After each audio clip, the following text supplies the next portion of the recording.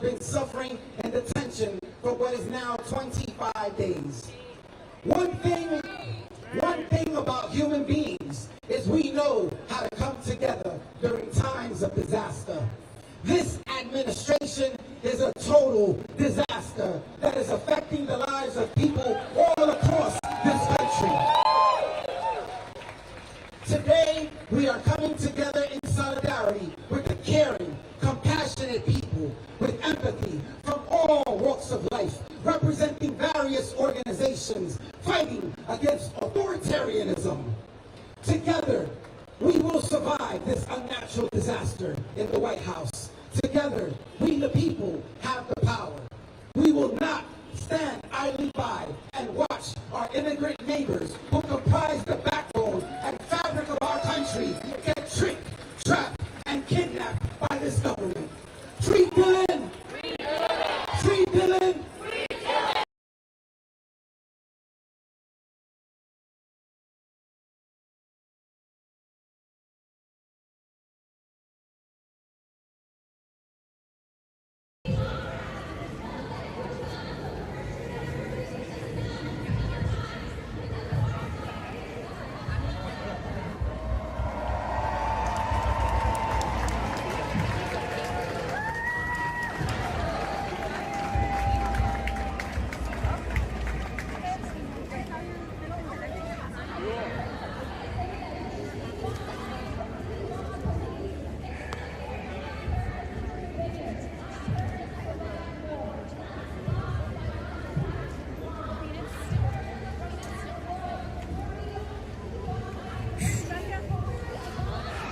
What's up, y'all? Jared Wright, Reinhardt Media, tuning in, Louisville, Kentucky. No Kings protest.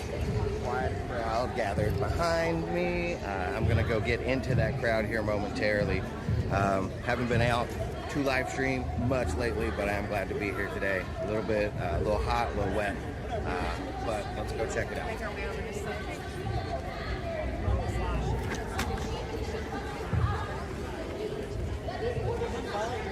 That's fine.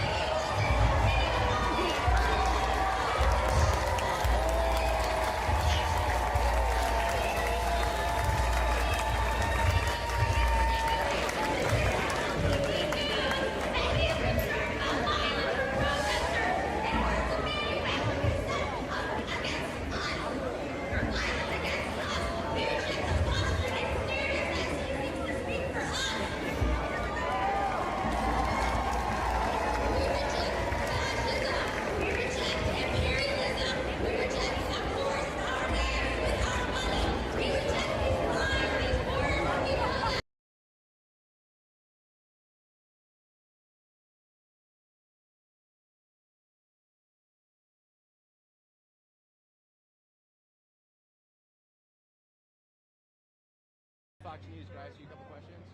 What did Fox News? So for me, that is a great era. Not to downplay any of the other ones, but that's just how I grew up watching. Like Saving Private Ryan, like that's just the time that I like going back to and visiting. But don't get it twisted. Every era's got its good and bads, and I mean even in this one right now, I love it just as much, right? So. Yeah, it's really incredible. I've gotten the opportunity in my past life as a reporter to go along on some of those honor flights with the World War II veterans, and to have a moment and think that I am wearing the same uniform as the ones that came before us is a moment that'll stop you in your tracks, and you think, why do I deserve that? Because of the ones that have walked before us, those giants. But this legacy is real. and it's amazing that it's being celebrated the way that it is. Yeah. How's our YouTube feed looking? It's going. A lot of comments. Any questions? If Come they're on, guys. if they're looking at any, or do they also ask questions? The background, or I don't know No, if it's they have. just on our YouTube feed. Oh, okay. We don't. No questions so far. That's on you guys. You've got these two superstars here. So send in your questions. We're going to take a quick break, and then we'll be back with you out here live from the 250th birthday of the United States Army. Thank you.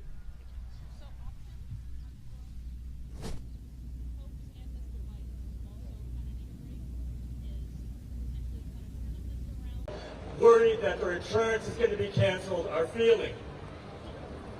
I know that's how I feel. When I look at my phone or the news of the world around me, we're holding on for dear life and what's dear to us about being alive. What's dear to me is the feeling of calm and peace and safety. What's dear to me is my health and my family and my friends and my work and my neighbors and my community and all the different beautiful people of this country. That's what's dear to me. That's what's dear to us. You might have forgotten that. And what's dear to me is this democracy. And this feeling of togetherness and unity and brotherly and sisterly love and respect and care for one another that this movement is engendering in all of us today. I'm here because no matter how messy the founding fathers of this nation, how messy the founding fathers of this nation may have been, when we got one thing right.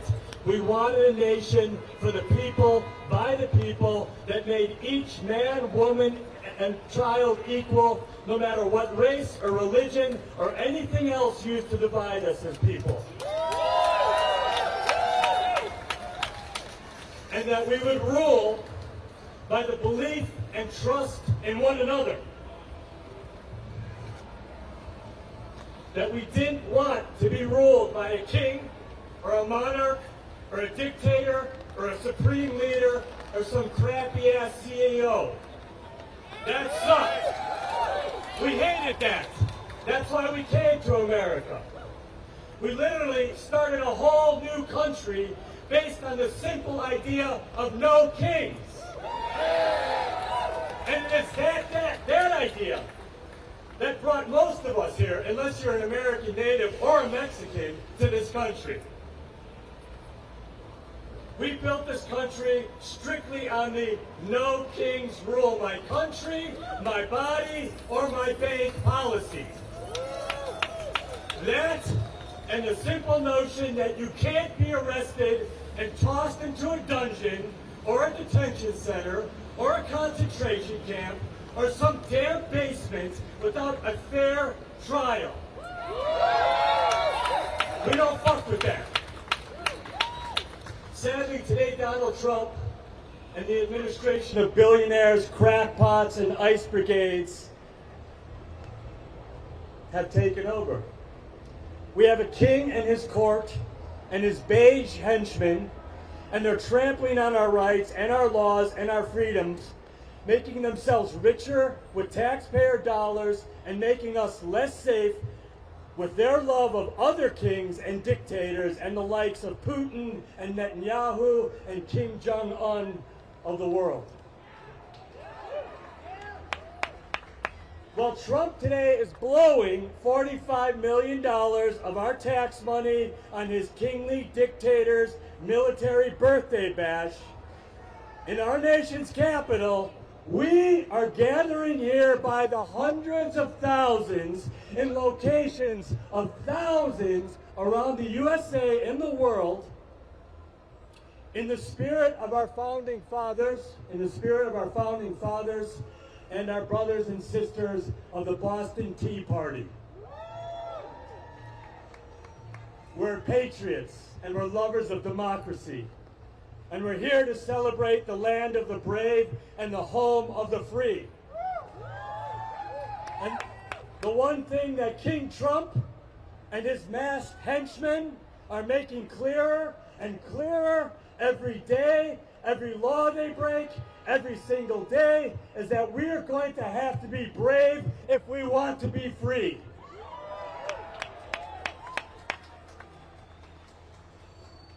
Being brave for what we hold dear, our freedoms, our democracy, and each other.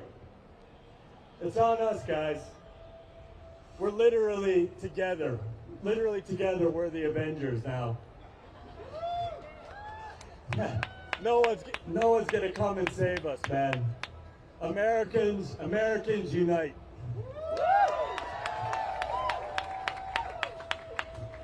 Who's up? Thank you guys so much for being here and coming out. I think it's our last speaker. Yeah. It's our last speaker right now before we do our press gaggle. We have fabulous people back here to talk to all of you as well. If you stick around, there's some really great folks. The last one's going to be Charles Pond from Strong Economy for All for something quick to close us out. Charles?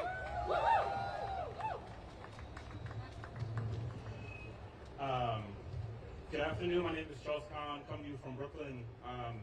Today, hundreds of thousands of people across the country are coming together to say no kings and no dictators. But that's not all we're saying no to, right?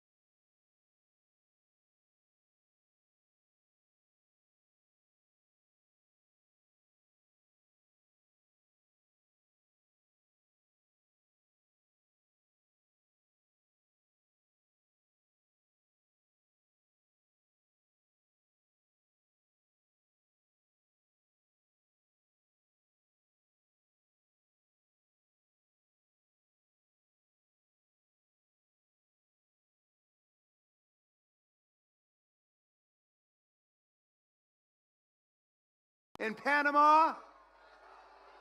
Or do you want statehood for Washington, D.C. and Puerto Rico?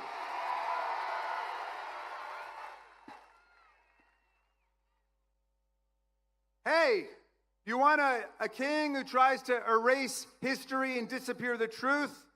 Or do you want Bruce Springsteen who tells them the truth all over the world?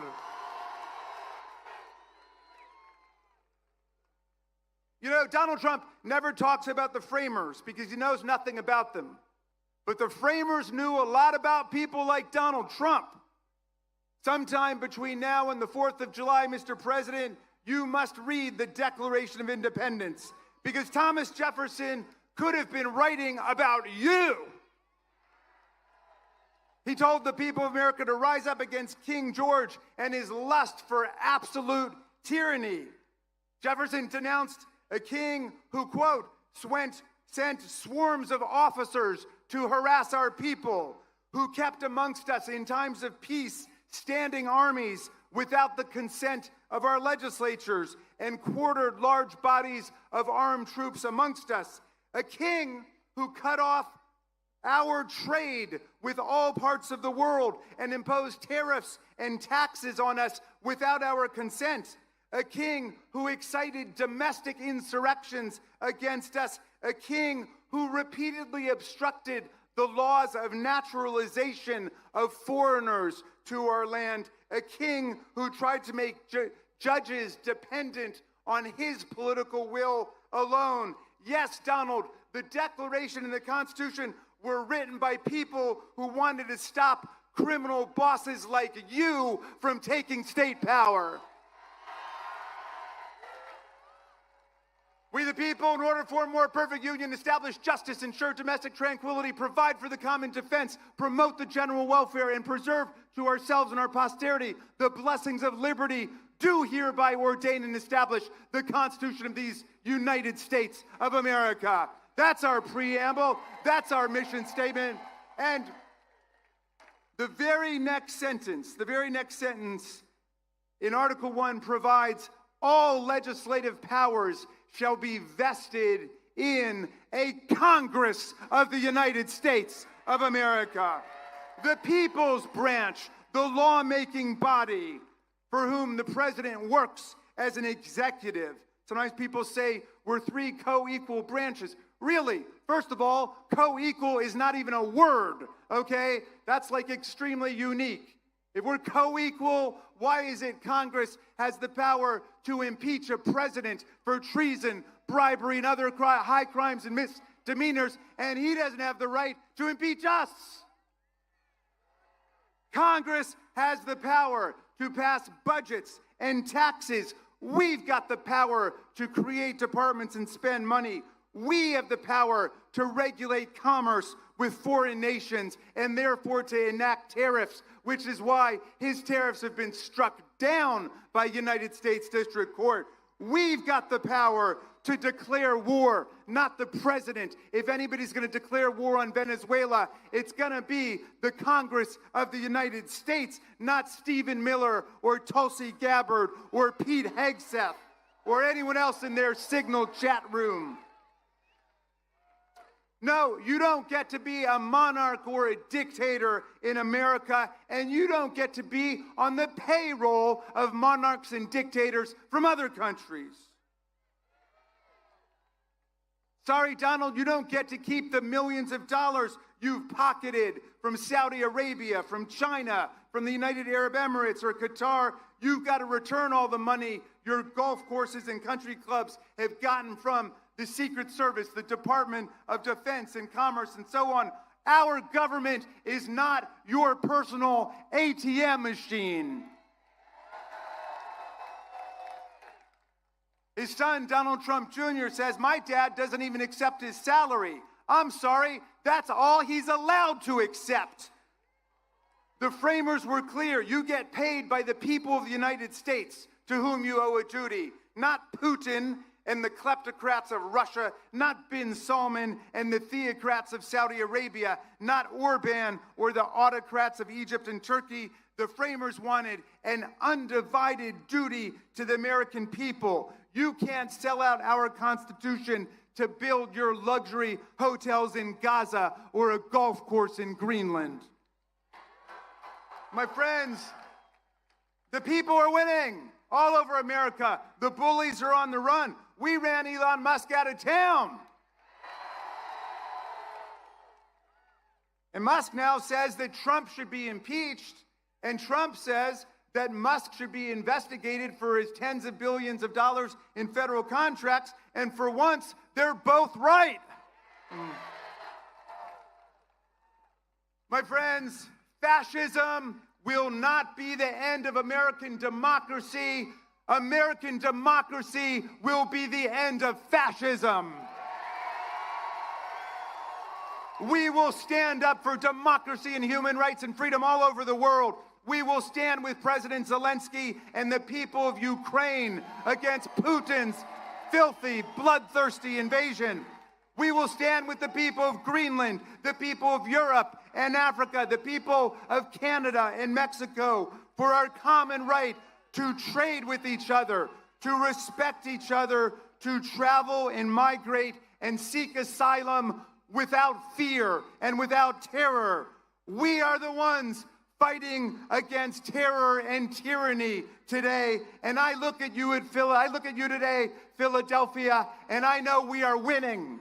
We are winning. I will leave you with the words of the great Tom Paine, who my son Tommy was named after. And Tom Paine got to this beautiful city in 1774, 2 years before the American Revolution. He fell in love with your city, and he fell in love with this land. He said, if America lives up to its values and its ideals, it will become, he said, an asylum to humanity. Not an insane asylum, mind you, okay? A place of refuge for people seeking freedom from religious and political and intellectual and economic repression from around the world. And then he wrote the greatest pamphlet in our history, Common Sense, which ignited the American Revolution against the kings and the queens and the lords and the dictators. But 1776 was a tough year, and the country was split down the middle, and half of the people were saying, you can't beat the greatest military empire that ever existed. You can't overthrow a tyrannical king. It won't work, they said. But half the people said, let's give it a try. Let's pledge to ourselves our lives, our fortunes, our sacred honor to build a government that rests on the consent of the governed and the rights and the freedoms of the people. But in 1776, Paine wrote another pamphlet called The American Crisis to give people hope, to see it through all the way. And I'm going to quote a little passage for you. I'm going to update the language pursuant to instructions from Nancy Pelosi, because she said Tom Paine was a feminist and he wouldn't mind. And that he was. He was fighting for women's voting rights in the 18th century. But Paine said this. He said, these are the times that try men and women's souls. The summer soldier and the sunshine patriot will shrink at this moment from the service of their cause and their country. But everyone that stands with us now will win the love and the favor and the affection of every man and every woman for all time. Tyranny, like hell, is not easily conquered, but we have this saving consolation. The more difficult the struggle, the more glorious in the end will be our victory. That victory will be ours, Philadelphia. Thank you, Indivisible. Thank you, Philadelphia. Thank you, America.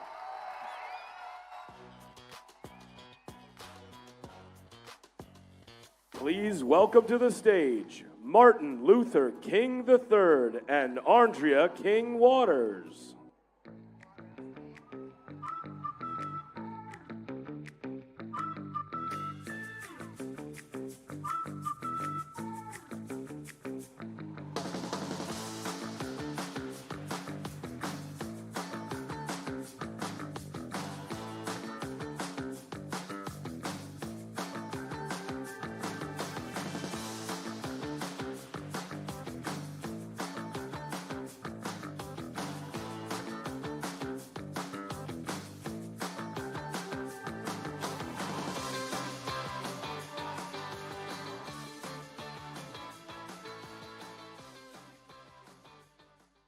Good afternoon. Good afternoon.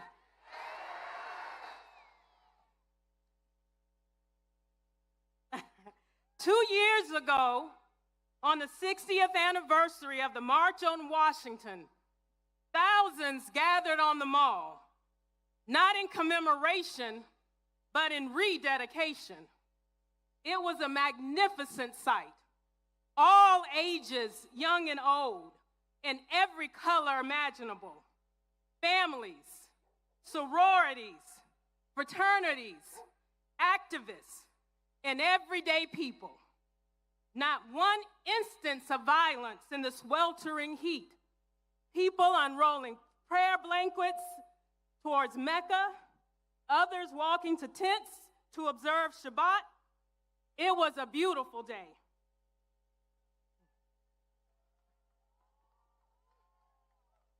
And 700 miles away in Jacksonville, Florida, a gunman with a swastika carved into his weapon opened fire in a predominantly black community and shot dead 3 people. Same day, same country. A tale of 2 Americas, much like the tale of 2 wolves, You all have heard the story, right? We talk about it a lot in our home, and it goes that a Cherokee grandmother told her granddaughter about a battle that goes on inside every person. My child, she says, the battle is between two wolves. One is full of anger, division, chaos, greed, arrogance, self-pity, resentment, lies, false pride, superiority, and ego. The other is full of joy, peace, love, hope, serenity, community, kindness, benevolence, empathy, generosity, truth, compassion, and faith. The granddaughter thought for a moment and asked, well, which wolf wins? The grandmother pulled her close and said, the one you feed.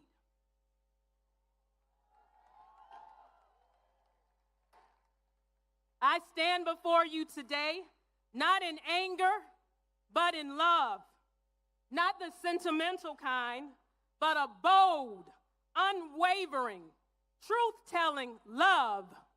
A mother's love, a people's love, a love that says, I will fight for you, even when I don't know your name.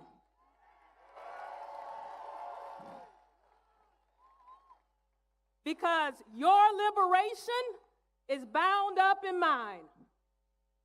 We gather at a crossroads, one that asks us once again, is this America? Is this America when tanks roll through our neighborhoods, but healthcare doesn't? Is this America when flash bombs fall on peaceful protesters, but not on injustice? Is this America when the First Amendment is honored in print, but punished in practice? Let me be clear. This is not patriotism. This is performance. This is not leadership. This is illusion. And this, my brothers and sisters, is not democracy.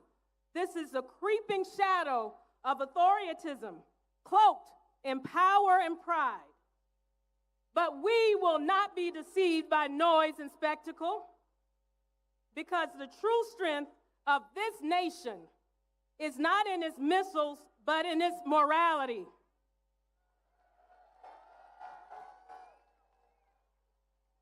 Not in its parades, but in its people. Not in fear, but in freedom. It's been a long few months, and I hear so many of us talking about anxiety and depression and despair. But when I despair, I remember the words of Gandhi. There may be tyrants and murderers, but in the end, they always fall.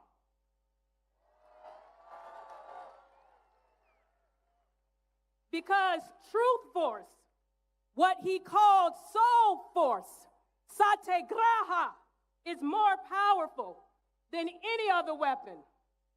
That's the force of love. That's the force of justice. That's the force of everyday people saying enough. So I ask you again, where do we go from here? Chaos or community? That's right. We choose community. We choose the deep national healing that we so badly need. We choose to realize the dream, because it's not radical to care about all children, not just the ones who look, pray, or love like your own.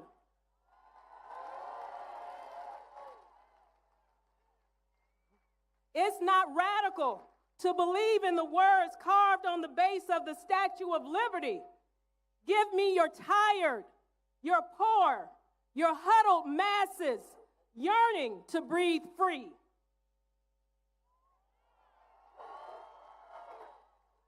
It's not radical to serve, to protect, to protest, to love. No, it's not radical. It's American. And that's why we're going into communities across this country, not with closed fists or with tanks, but with open hearts and open arms. We are showing up with truth in our hands and love in our voices because we love this country. And we know that loving America means holding it accountable to its highest promises. My father-in-law, Martin Luther King Jr., spoke of levels of love, the highest being agape, and the highest level is not passive. It's a force that challenges systems, not just sentiment. That's the love that we need now. That's the love that will unify us.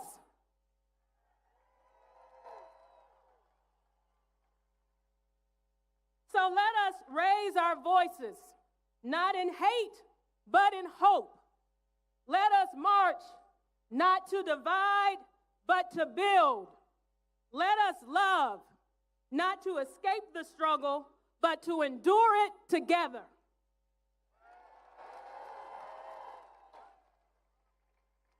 Because we are one people, one nation, under God, indivisible, and justice for all. Thank you.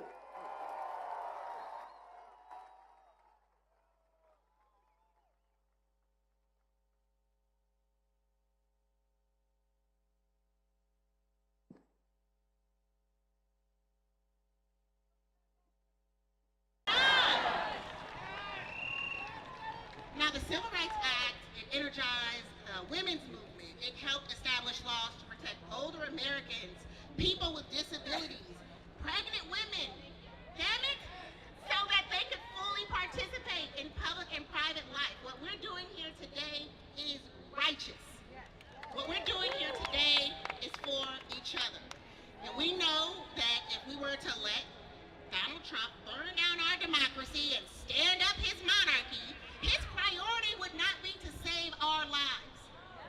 When he's focusing on one group, it's for that damn group, and most of y'all are not in it. He's not fighting to ensure prosperity or achieve justice for all of us. Instead, he's acting only to expand his individual power. And we've seen this. We've seen this in the case of other authoritarian demagogues. We've seen Mussolini, Putin, Gaddafi, Berlusconi. They fought for the expansion of their own rights, of their own power. And they did so by degrading and devastating and devaluing and decimating whole peoples, whole communities. And we stand here today to claim, not here, damn it, no kings, no kings, no kings, no kings, no kings, no kings, no kings, no kings, no kings, no kings, no kings, no kings, no kings, no kings. They are an existential threat, and it's not just to the rule of law. It's not just to the Bill of Rights. It's to our families. It's to our neighbors. It's to our bodies, and even worse, it's to the bodies of the generations coming behind us. We will not stand for it because all of us or none, all of us or none, all of us or none.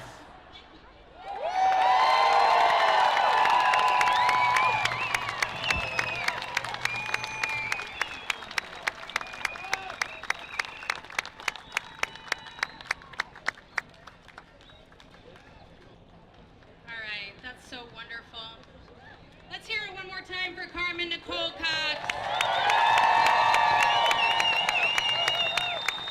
My goodness, this crowd, you're so beautiful. Let's hear it for you guys.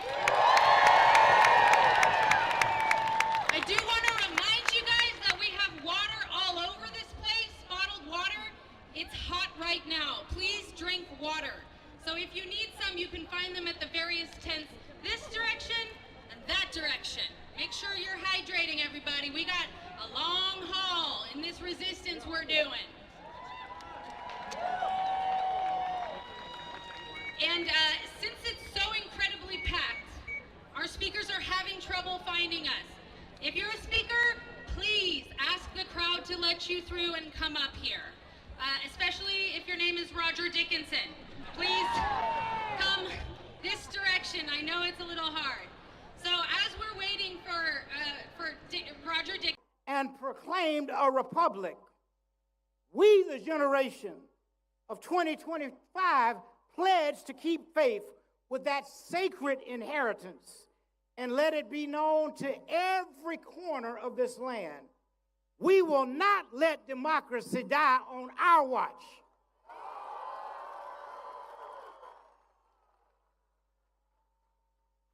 Yes, we're deeply troubled, my friends, by efforts to use fear as a weapon, to use immigration as a scapegoat, to silence the voice of the people through martial force. But we are not afraid. We're not intimidated, and we will not be moved. We will stand. We will march.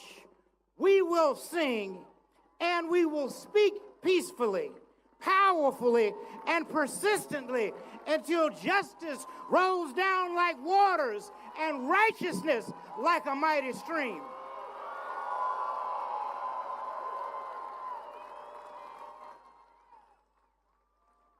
Let us be clear. Let us be perfectly clear that to deport anyone without due process is not only illegal, it is immoral.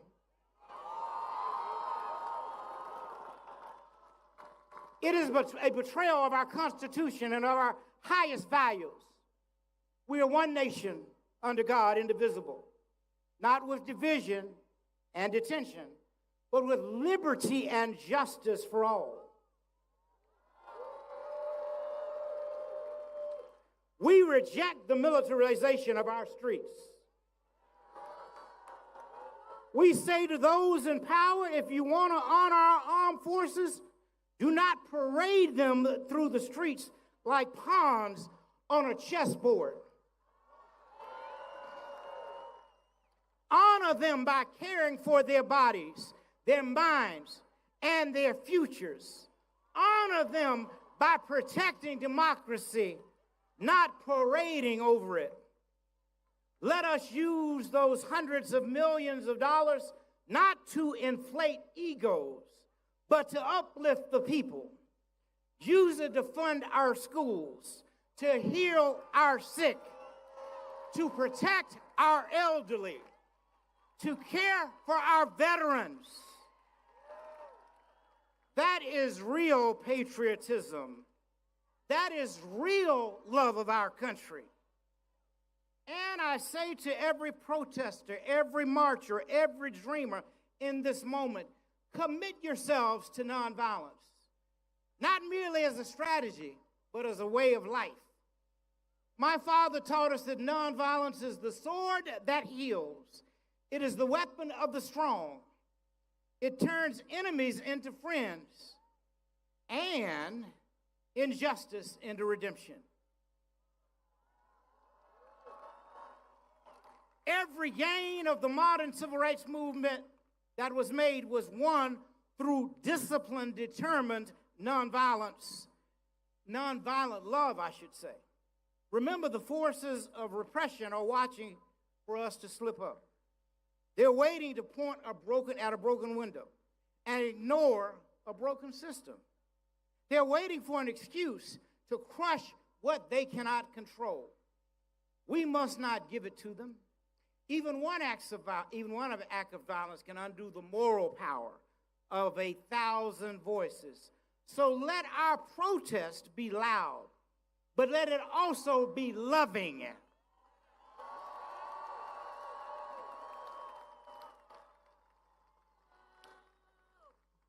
Let it be fierce, but let it be faithful.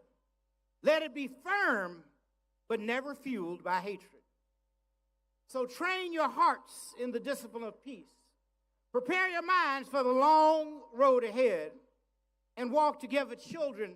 Don't you get weary. For there's a great camp meeting in the promised land of justice. So as I close this afternoon, I want to say to you, have faith in democracy. Have faith in the power of the people. Have faith in truth over lies, light over darkness, love over hate. We walk not alone, for God walks with us. And if God be for us, who can be against us? So let us rise up with faith. Let us march on with courage.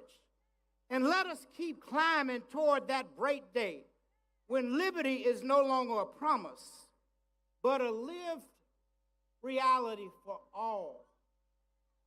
And so we will never give up. We will never give out. We will never give in.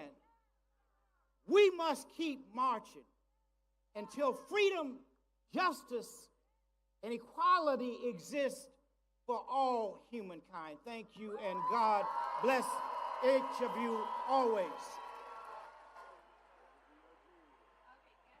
Please give a warm Philadelphia welcome to the President of the Philadelphia Federation of Teachers, Art Steinberg.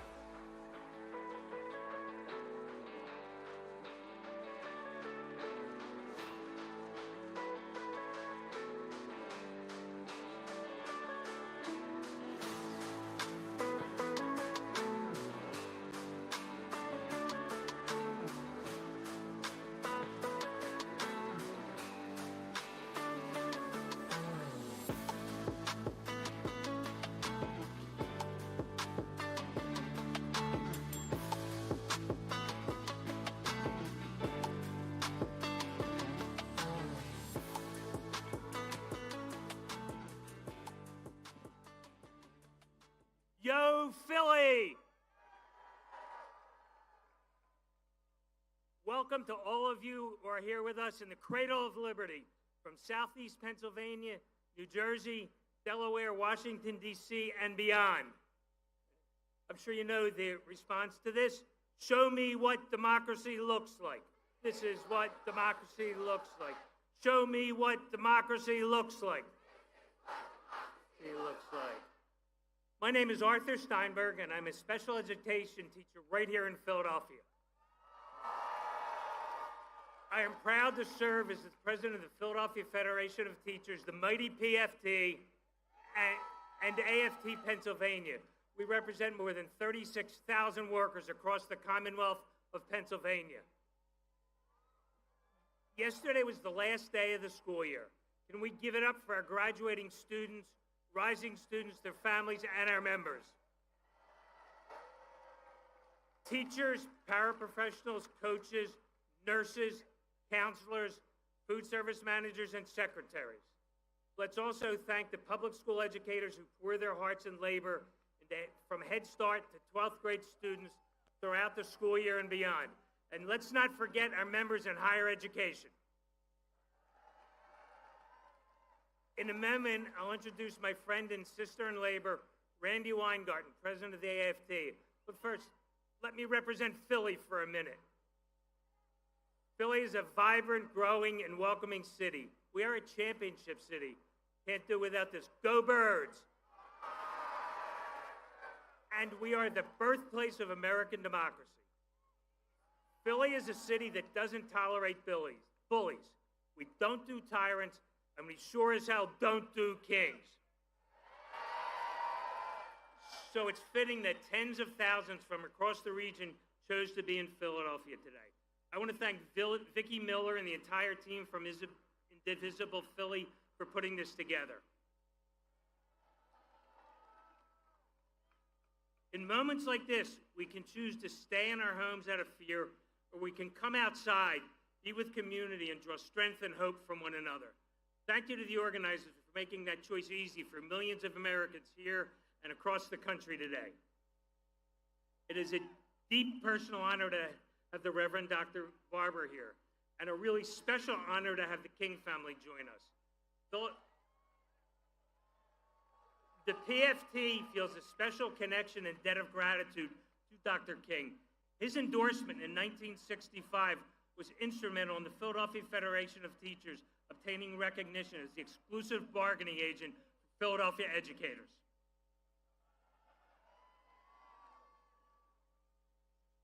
Today in our nation's capital, a gross misuse of public resources is occurring, all in service to Donald's ego and insecurity. I have a suggestion for fixing your unpopularity, Donald. Stop running the most corrupt, incompetent, and violent administration of our lifetimes. And keep your armed federal agents away from our schools and students. Trump and his fellow oligarchs seek to rule us like kings. They believe their wealth gives them the right to pick and choose who among us gets to eat, goes to school, receives life-saving vaccines and medical care, and who is able to leave freely. Cuts to Medicaid and SNAP with literally a steel-feed medicine from the mouths of babes. You can see my union's members wearing our signature PFT red here today. Check out our signs. Trump is not the first wannabe king we've had to resist. Power-hungry billionaires like Jeff Yass have been trying to buy our democracy. Yass is a billionaire and the richest man in Pennsylvania. He's been getting rich off K-12 education for years. He's also a tax dodger. When we leave here today, Google Jeffrey Yass and then ProPublica, who uses his obscene wealth to attack public education so that only kids of the wealthy will have access to college and careers of their choice. If we want to take back our democracy, we need to take back power, not just from Trump, but from all the mini-Trumps correcting government for their own enrichment. I'm going to end on a high note and one of optimism. You can organize your way to better government at the local level, and those wins build towards bigger wins. In towns not far from here, we've seen neighbors who value public schools take on religious ideologues on school boards who are banning books and win. Taking back power is up to each and every one of us. In the words of our two-time Super Bowl champion Philadelphia Eagles, we all we got, we all we need. Let's become the agents of hope and aspiration, win a fairer, freer America, and give our communities the resources they need to thrive. It is now my great pleasure and honor to call up Randy Weingarten, president of the 1.8 million member strong AFT. Thank you.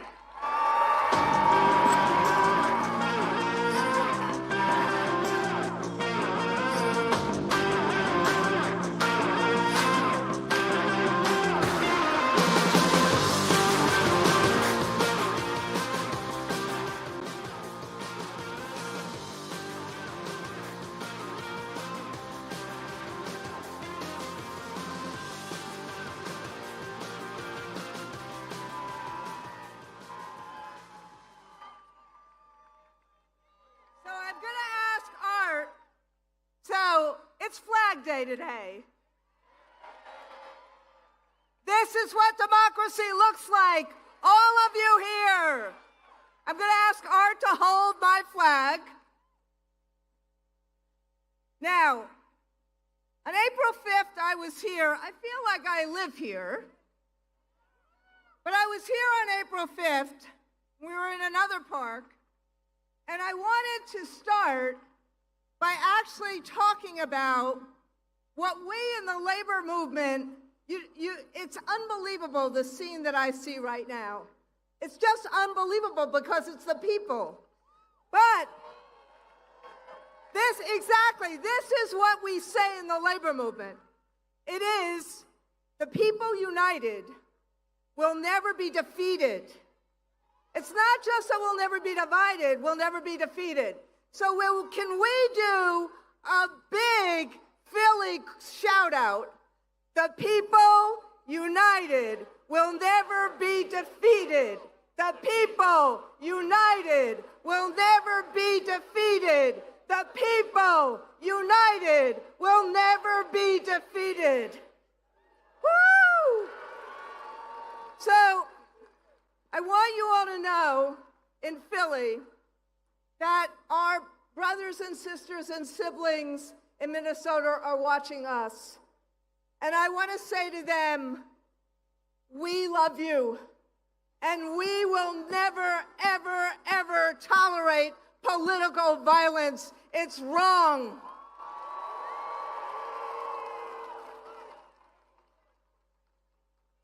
As Martin Luther King's son said, we need to practice, not just as a strategy, but as a way of life, peaceful nonviolence. Now, Philly, you know this. You don't need a social studies teacher to tell you this. You are the birthplace of our nation. You are the birthplace of our democracy. You are the birthplace of our Constitution. And you're the birthplace of Rocky.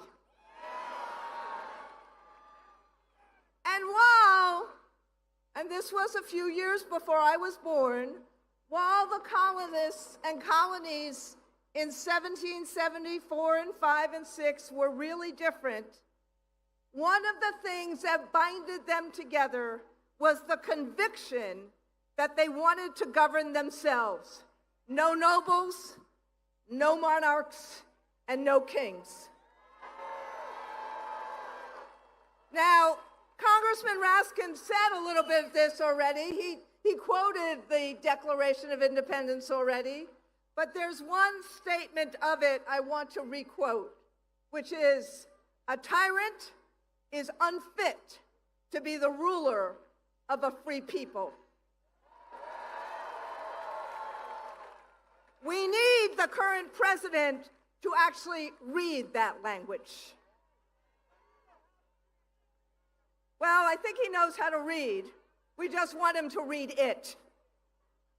Now, our founders, and excuse the social studies lesson, but our founders said no to kings 250 years ago precisely because they believed in the consent of the governed. And they were far from perfect, they did believe in the values we now try to make real today: freedom, liberty, justice, and opportunity for all. So, what does that mean? It means not detaining high school students in Detroit or Connecticut before they're about to graduate. It means not detaining children who are in playgrounds. It means not disappearing day laborers who are trying to make ends meet. It means not handcuffing seamstresses who are trying to be at work or arresting a union leader trying to stop this cruelty. It means not assaulting a U.S. senator trying to peacefully fight for the people he represents, or arresting a mayor or a congresswoman because they're just doing their jobs.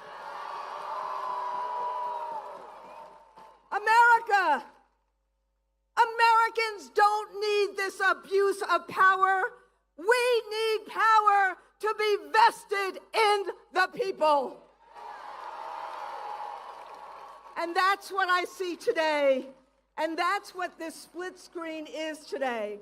Thousands of people standing up peacefully for our values, for American values, including the values of making sure everyone can speak and peacefully assemble. And why? And that's why many of us are holding an American flag, because we care about our country. We care about opportunity. We care about the people of America, and we care about each and every one of our pathways to the American dream. I I see thousands of people paying tribute to an army formed on June 14, 1775, to fight a monarchy. And we're doing this not out of anger, but out of resolve. The collective resolve of millions of people at over 2,000 events to say, we believe in our democracy and we are willing to fight for it peacefully. The collective resolve to reject a wannabe king, to reject $40 million worth of birthday parties that should be going to pay for kids who need nutrition.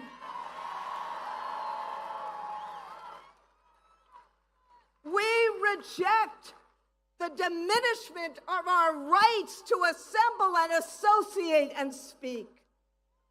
Philly, this is what democracy looks like. Organized, hopeful, and bold. Literally the rule of the majority. And let me talk for 1 minute or two about my union. The AFT, yes. We stand at the intersection of democracy and opportunity, public education and the labor movement. These are the ways that Americans can get to a better life, a shot at a better life. And paving those opportunities makes us a target. Their attacks on public education are relentless. And why? Because they fear knowledge. Why do they fear school teachers? They fear us because we teach critical thinking. We teach honest history. We teach pluralism. Because their brand of greed and power and privilege cannot survive in a democracy of diverse, educated citizens.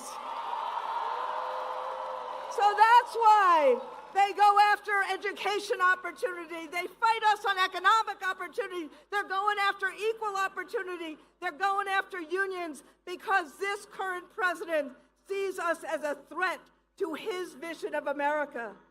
He sees us as a threat because they believe in us versus them, and we believe in us, the people.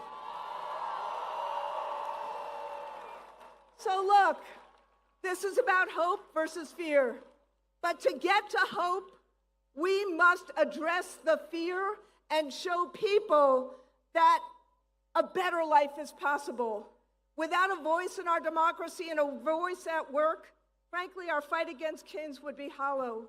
So we're not just fighting back, we're fighting for a better day. So as they fight for tax cuts for billionaires, we fight for tax cuts for the working class. As they cut SNAP and Medicaid, we fight to make sure that families have decent housing and decent health care and decent education. They got their C's, chaos, confusion, corruption, and cronyism, and we got ours. The courts, the court of public opinion, the Congress, and the courage of this community. Because this community understands how to fight back. No one is going to save us but ourselves, but it takes courage. So my friends, rather than yield on bended knee, we stand up. We all care. We all act. We do it together in solidarity. So I want to end with a quote from the father of our last speakers. Specifically, Martin Luther King's final book. He wrote, "Where do we go from here? Chaos or community?" Well, Philly, you are the community to this president's chaos. And together, we build a future of opportunity and justice for all. Hope over fear, aspiration over anger, the promise of America for each and every American. That is what we are fighting for today. So I say, the people united will never be divided. The people united will never be divided. The people united will never be defeated. Woo!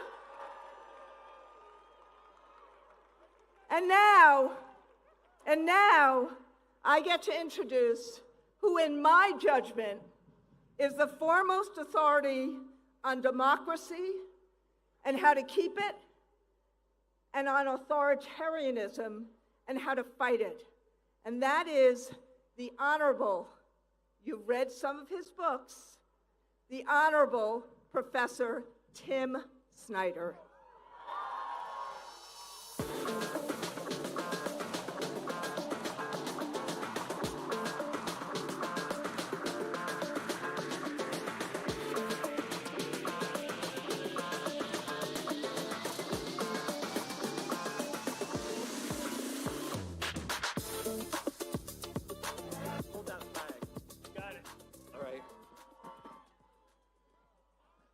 So, first of all, I want to, hey, Philadelphia. I have never seen a more beautiful sight than this today. Thank you for being here. Can we hear it again for the leader of the president of my union, Randi Weingarten? Woo! And for her amazing, amazing words. Yeah. So I need some help. I need some help. I have one thing to say to you, and it is no kings, freedom. No kings, freedom. But as if Randi says, and she's right, that I know something about authoritarianism, the thing that I know is that it can only be fought together. So I'm going to say no kings, and I want to hear if there's anybody out there who can say freedom. No kings. Freedom. No kings. Freedom. No kings. Freedom. That's right. We don't want kings. We don't want fascists. We don't want oligarchs for very simple reasons. Those people cannot represent us. They are surrounded by the hirelings, by the minions, by the bootlicking billionaires. And what they will do and what they are doing is taking away the future, taking away our health, destroying the environment around us, taking away our rights. That is what they are bringing to us. No kings. No kings. No kings. As freedom means hands off. Freedom means no deportations in the streets. Freedom means no violence against peaceful American citizens and everybody in this country. But freedom also means a nature with which we're in harmony. Freedom also means a government that works. Freedom also means equality, health care. Freedom also means the American dream. No kings. No kings. No kings. When I was a little kid, my parents brought me to this city to see the Liberty Bell. And that was very meaningful for me because we had a bell on the farm, and I thought about that bell as the Liberty Bell, and I rang it as a little kid. We came, we saw the Liberty Bell, and that was wonderful. But as I grew up, I learned some things. I learned that the Liberty Bell wasn't called the Liberty Bell in 1776. You know this, right? You're from Philadelphia. It was called the State House Bell. It was the abolitionists who called it the Liberty Bell. It was the people who met the challenge of slavery who called it the Liberty Bell. And then it was the women's suffrage movement who called it the Liberty Bell. And it's because of them that we now all call it the Liberty Bell. And what do we learn from that? We learn that in history, first no kings and then freedom. And we learn that you only make progress for freedom with struggle, and you learn that you only make progress for freedom with allies who you learn from. So, no kings is today, freedom is tomorrow. No kings today, freedom tomorrow. We act together today, and we keep acting tomorrow. We make a new friend here today, and we do something with them tomorrow. We meet somebody we admire today, and we do something with them tomorrow. We meet somebody who's a little more courageous than us today, and we do something with them tomorrow. Today, no kings, tomorrow, freedom. There is a better America out there. There is a better America underneath. There is a better America that we can see. There is a better America that we can make. History is in our hands.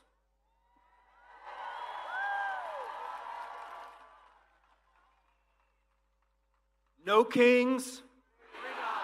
No kings. No kings. Thank you. Please welcome to the stage the co-president of Community Change, Lorella Prailey.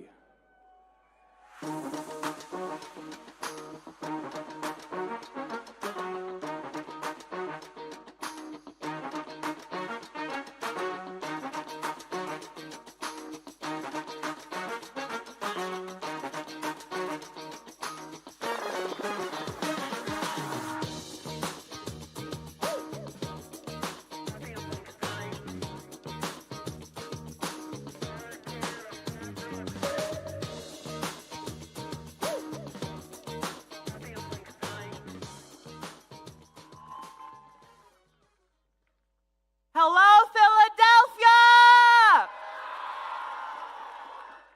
My name is Lorella Prailey, and I'm here today as the co-president of Community Change, where we organize every day for a multiracial democracy and an economy rooted in dignity and justice.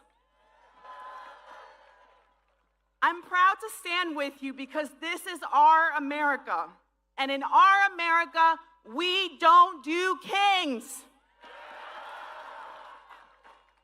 That might sound like a slogan, but it's more than that. It's a moral line in the sand, a declaration of what we refuse to become. Because what we're living through right now, what we saw in Los Angeles this week, is not normal. This is authoritarianism in motion. Unmarked vans, masked agents, people disappeared without notice, no names, no charges, mothers torn from their children, no lawyer, no phone call, and suddenly they are gone.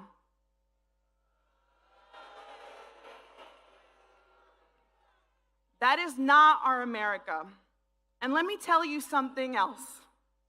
My presence here today, it wasn't guaranteed. When I was 2.5 years old, I was in a car accident that resulted in the amputation of my right leg. At that time, my family lived in Peru, and my mother made a courageous decision. She dreamed that her daughter would live a full life, and she believed the place where I could do that was right here in the United States of America. So we came. She started over, she cleaned houses, she cared for people's children, she worked tirelessly so that her own children could have something more. My mother believed in an America that had room for her daughter's dream, and that welcoming America, her America, is why I stand before you today as a citizen, as a mother, as a fighter, as your partner in this struggle to build a country where everyone can live with dignity and thrive. But the America we're seeing unfold right now, it's a nightmare. And we have to name it for what it is. Not an aberration, but a strategy. This is the blueprint of authoritarianism, the violation of rights, the erosion of norms, the manufacturing of fear, the targeting of the most vulnerable. So let's be clear. In our America, we say no to kings with secret police. We say no to separating mothers from their children. We say no to rounding up workers while billionaires get another tax break. We say no to turning neighbor against neighbor. So say it with me loud enough for every would-be king to hear. No hate, no fear. Immigrants are welcome here. No hate, no fear. Immigrants are welcome here. No hate, no fear. Immigrants are welcome here. No hate, no fear. Immigrants are welcome here.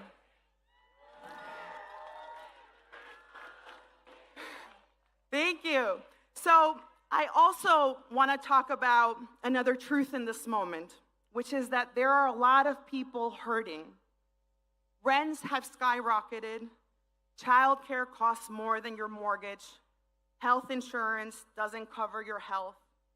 You go to the grocery store and you ask yourself, how am I supposed to feed my family this week? That pain is real, and Trump is exploiting it to consolidate power. When people are hurting, it's easy to look for someone to blame, and that's what he's counting on. Because he doesn't want you to look at him or the billionaires he's shielding. He wants you to blame your neighbor, to fear the immigrant, to believe that someone else's survival is a threat to your own. But here is the truth. Trump is cheating working people. He is using immigrants as scapegoats to distract us while he steals from all of us. We have seen wannabe kings before. They rise by stoking fear, by criminalizing the vulnerable, by looting from the many to enrich the few. We believe in something different. We believe every person has worth, that families belong together, that workers deserve dignity no matter where they were born, that democracy isn't guaranteed. It is something we build together. And above all, we believe our solidarity is stronger than their fear. So what do? We rise, we organize, we show up, we link arms across race, across faith, across difference. We hold the line and then we move the line. Because we are not just resisting, we are reshaping and rebuilding this country from the ground up. Ahora yo quiero hablar con mi gente latina.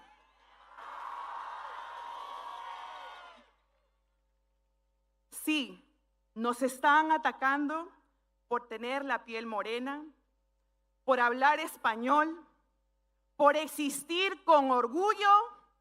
Nos quieren borrar, pero no podrán.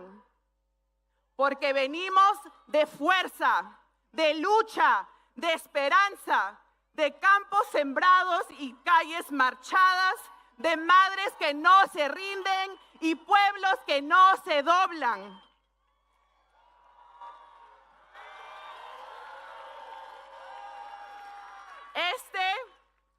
Mi familia latina, este es el momento de unirnos, de alzar nuestras voces, porque aquí estamos, aquí seguimos y no nos vamos ni un paso atrás, porque esta también es nuestra América.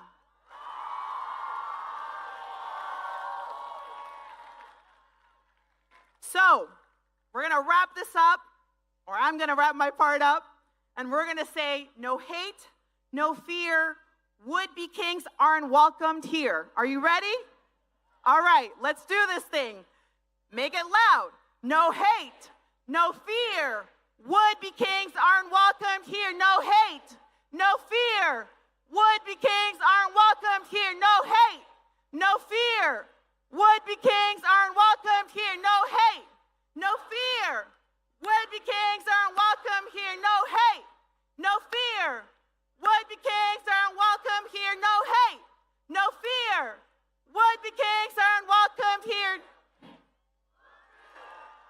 Thank you. Thank you, Philadelphia. Please give a warm Philadelphia welcome to Army veteran with Common Defense, Naveed Shah.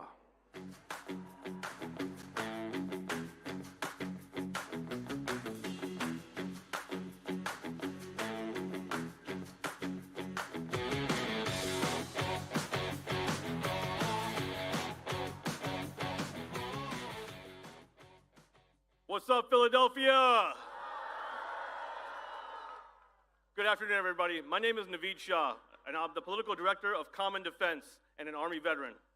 I'm honored to address you today on behalf of veterans everywhere. Woo. You know, as a veteran, I swore an oath to the Constitution, not to a person, not to a political party, and especially not to a king. Donald Trump thinks his rule is absolute, but in America, we have no kings. I'm a veteran of the war in Iraq, where I served 15 years ago. When I was there in March of 2010 was when Iraq held their second ever national elections. For many young Iraqis, it was their first time ever casting a ballot. For once, the insurgents weren't not targeting the American soldiers like me who were providing security. They were targeting their own people, who were simply trying to exercise their fundamental right to vote. In that moment, the sanctity of our rights became clear to me, and I promised never to take them for granted. So when I saw what happened in Washington at the Capitol on January 6, 2021, I was more than just shocked and appalled. I was scared. I was scared for what could happen to our country if we allowed the big lie to continue to fester, and for what would happen if insurrectionists took power. And unfortunately, we're seeing that play out right now. Recent events in Los Angeles have made it evident it's necessary now more than ever for us to stand up against authoritarianism. As of now, the Trump regime has federalized 4,000 National Guard soldiers, 700 Marines, but we've seen this playbook before. When troops are deployed to suppress dissent, history shows us that such actions only make the situation worse, not better. The militarized response to protests is a dangerous escalation that undermines the state and local governments, endangers civil rights, and betrays the very principles that we swore to uphold. It's important to note that everybody from Governor Newsom to Mayor Bass, even the LAPD, have said that there's no need for military intervention in LA. But the president and his regime are manufacturing a crisis. We've heard that in places like Texas and Virginia, governors have activated their National Guard, so there's a potential for more troops to be deployed this summer. And that's why now, more than ever, in the face of such oppression, we must commit to deliberate, strategic nonviolence. Seeing all of you out here today in the Philadelphia, my second favorite city after DC, it's a powerful moment to protect democracy in our communities. While Trump and his cronies are watching the show in DC, Americans are stuck choosing between health care and child care and feeding their families. And yet again, veterans' benefits that my brothers and sisters earned are on the chopping block. The Trump administration wants to cut 15% from the Department of Veterans Affairs, which millions of veterans and their military families rely on for their health care. But that's right out of the MAGA playbook, isn't it? Pretend you're honoring the troops with a parade while gutting the services that they need. What's the point of a military parade if you're going to disrespect the troops and their families? 250 years ago, the army that I love was founded by the Continental Congress to stand up against King George. Almost nothing makes me prouder than to say, "Go Army." But today, Trump's birthday parade isn't about patriotism. It's about his power. And here's the truth. In a recent poll that we did, 70% of veterans, including Republicans and independents, are opposed to Trump's birthday parade. Because we know you don't honor the troops by making them props. And that's why Common Defense and our veterans are gathered here today and across the country to reaffirm our commitment to the Constitution of the United States. Not a politician, not a political party, and no kings. Despite our nation's history of oppression and racism, but the ideals that we took an oath to rise above all of that. When I took my oath to join the Army, I did so because I believed that America stood for something better, and I still do. And that's why it's so important for me to protect this country and its Constitution from all enemies, foreign and domestic. If we are to be the shining city on the hill, then we must set the example. Before we send our troops to promote democracy abroad, we must protect democracy here at home. Liberty and justice must truly be accessible for all. The men and women of our military uphold the oath every single day. And as veterans, we're here to commit to continue upholding our oath. And we call on all members of Congress, left, right, and center, to do the right thing, because the future of democracy depends on them. And it depends on all of you out here going beyond just today. Continue to show up, because this is not just the end, this is just the beginning. Because in America, we have no kings. Thanks, everybody. Please welcome to the stage from the ACLU, Anu Joshi and Mike Lee.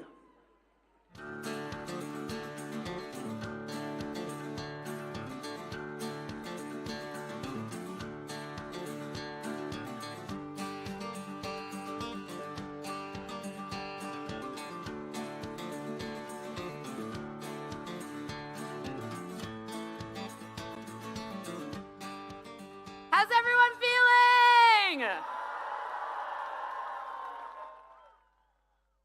My name is Anu Joshi, and I am with the American Civil Liberties Union. And I'm here to say to you that no matter what, the ACLU is in this fight alongside you to save our democracy. Over the last 4.5 months, we've watched in horror as masked men snatch Mahmoud Khalil and other students from their families for exercising their First Amendment protected speech in support of Palestinian human rights. We've watched as they have spent billions of dollars to detain people thousands of miles from their families in private, for-profit detention facilities. We've watched as they've trampled all over people's due process rights and zip-tied children and ripped families apart. And just this week, we watched as the president federalized National Guard troops against the wishes of the state's governor and sent active duty military to an American city and my hometown, Los Angeles, California. And 2 days ago, we watched as this administration handcuffed a sitting United States senator for having the audacity to ask a question. And this is only a part of a larger intimidation campaign as they arrest, charge, and detain not only elected officials, but journalists, universities, judges, union leaders, students, nonprofits, law firms, immigrants, and everyday Americans. But you know what? This isn't the president's country, it's ours. And like all of you, in those moments, we didn't just sit on the sidelines watching as he tried to use the immense power of the federal government to try and silence us through fear. We got to work. We have filed more than 100 lawsuits since the inauguration to challenge their extreme, cruel, and illegal actions. And we are winning, and we are not slowing down. We worked with governors and attorneys general and mayors all across the country to pass policies that serve as a firewall against the president's overreach. We packed town halls. We took to the streets to physically protect our immigrant family members. We uplifted the stories of trans joy in our nation's capital. And we trained hundreds of thousands of people to know their rights and to use them. The actions of this White House are un-American, an abuse of power, and just damn wrong. But just looking at the thousands of people here and the millions of people joining events like this all across the country, it is very clear to me that we cannot be silenced and we are not afraid. Never let anyone tell you that protesting is not patriotic. In fact, it is the most patriotic action you can take in these trying times. It is our constitutional right to do so. When we know our rights, when we exercise them, when we protest, when we dissent, when we speak freely, when we act to protect our families, our friends, and neighbors, when we show up, we make progress for everyone.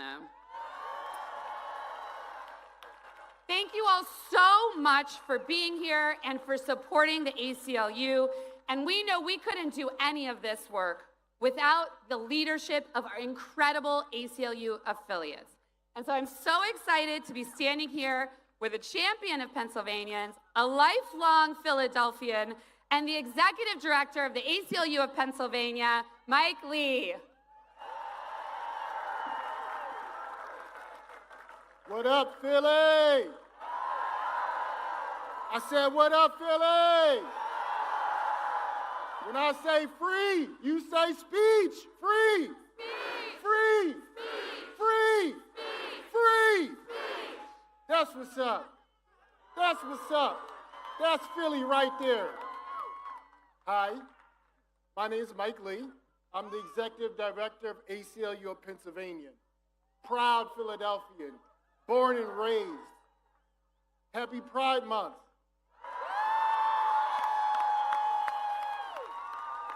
Happy early Father's Day.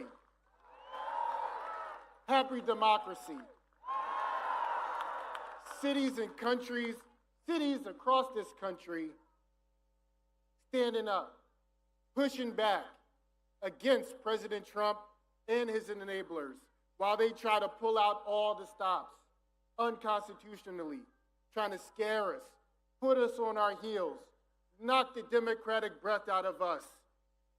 They even trying to do it here in Philly, threatening funding cuts if we don't change our local policies, deportation without due process. Boo.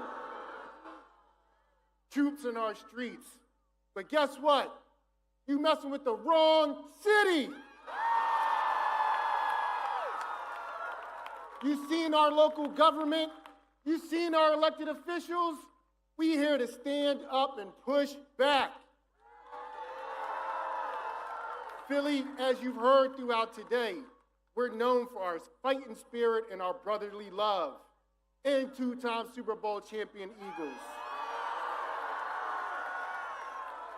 But let me tell y'all real quick, while these are called the Rocky Steps, it's not because of how many people Rocky knocked down, it's because of how many times he stood up. Against the odds, he stood up. Stand up, fight back, right? So, when they try to give us a parade, no, we want Medicaid. We're gonna stand up. Don't give us a statue. They're for tourists.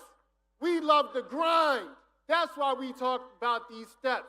That's why we bring our champions to these steps, because we respect and love the grind, the underdog.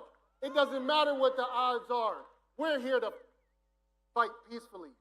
And do so in a constitutional way, because that's what it's all about. Last thing, Philly, last thing. Only love can drive out the hate that we're seeing. I see love here. And just remember, when you're in Philly, sometimes love hurts.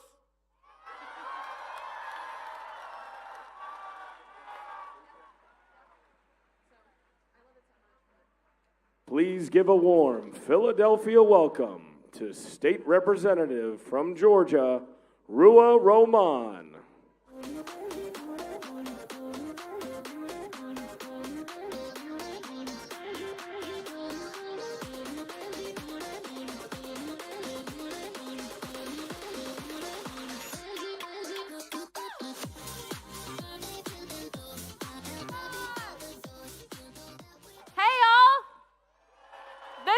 Gorgeous crowd.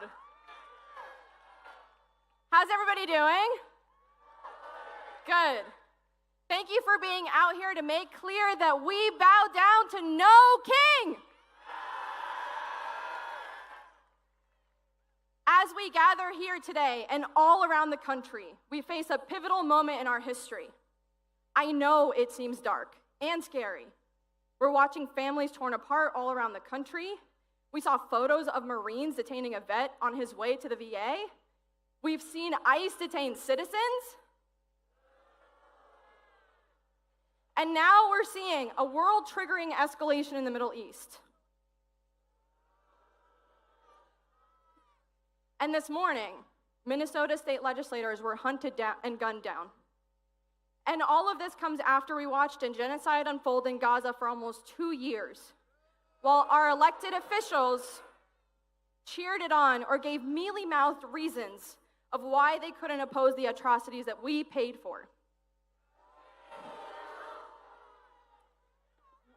We did not arrive here in a vacuum, and it's important to understand how we got here so we can change the trajectory of where we go. Our leaders have failed us. Republicans want children to starve and the poor to die, and too many of my colleagues still think that people will magically support us if we just compromise a little more, found that magic road. But compromise on basic rights of people and lack of principles will never win. And all it did was help pave the path towards fascism in our country. And I will say this, remember, this is the reemergence of fascism because we have seen so much of this before. Nothing happening today is new. The illegal detentions, the crackdown on protesters and free speech, the disappearings of people and deportations. In a weird way, it kind of gives me some solace, but it also fills me with fury and deep anger because it's a reminder that everything we see around us is a choice, and it's a choice that we can make differently. And my fury comes from the reality that those who can make the world better are actively choosing not to.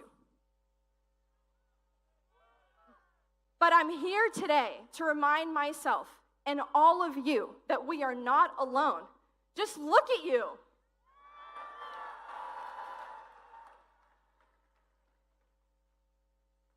When my community had pushed me to run for office, and for those who don't know, I kind of got bullied into this, I knew I wouldn't be doing it alone. And it was because of them that I had the courage to do this.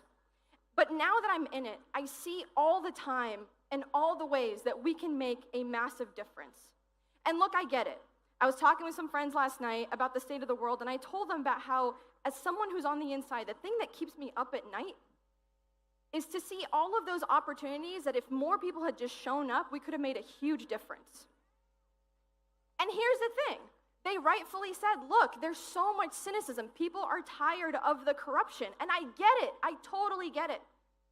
But hear me when I say to you today, those who actually engage in that corruption want nothing more than for us to leave them alone.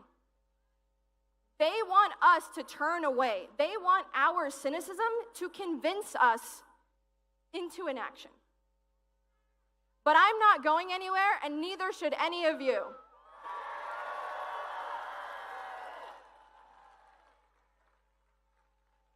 here today to implore all of you not to allow our cynicism to lull us into inaction. Do not allow this moment of feeling overwhelmed to paralyze you. And again, I know so many people are scared today. I know some of you are seeing the deployment of military personnel, the escalation of ICE, and the targeting of protesters and wondering what power you have. But I'm telling you right now, in this moment, this will be the easiest time to be brave. Right now is the moment to insist on our rights. Right now is the moment to push back on anyone who attempts to normalize this in any way.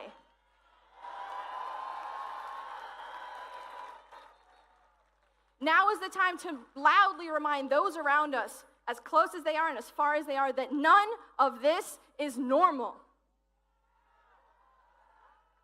And why do you ask? Because our opposition works. The administration, after ripping families apart, is already shifting who they are targeting. And it's because of all of you showing up in the streets. And I remind you that even those that have been detained for standing up for Palestinian rights, like Rumaisa and Mohsen, have already been released.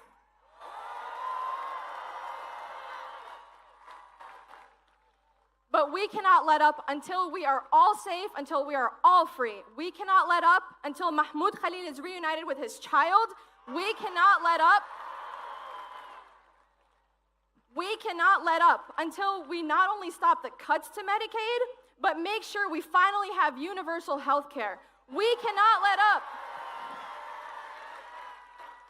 We cannot let up until we not only stop the genocides in the Congo and Gaza and Sudan and all around the world, but also end the endless wars.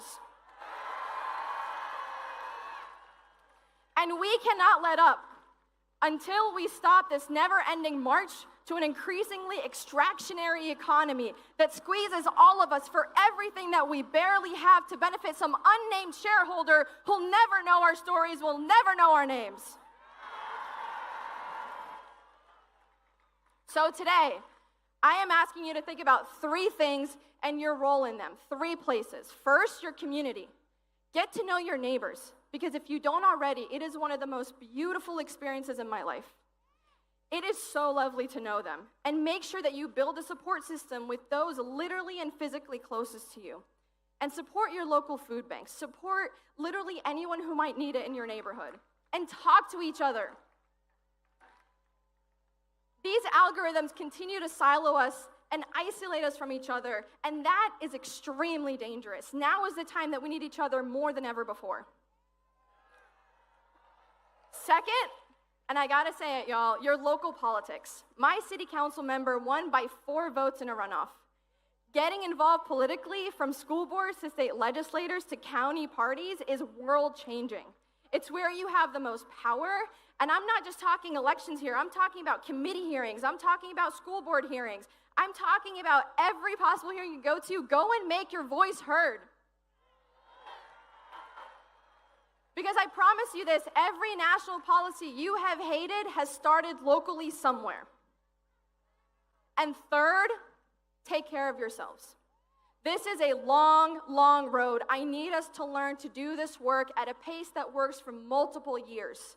Figure out what that pace looks like for you. Figure out what you have to offer. If you cook, if you bake, if you're artistic, there is so much of you that you can offer to those around you. Now is the time to lean into that. And I'm going to end with this. To my colleagues all around the country who are reeling from the news in Minnesota, I say again, now is the easiest time to be brave. Too many people want to silence people like us.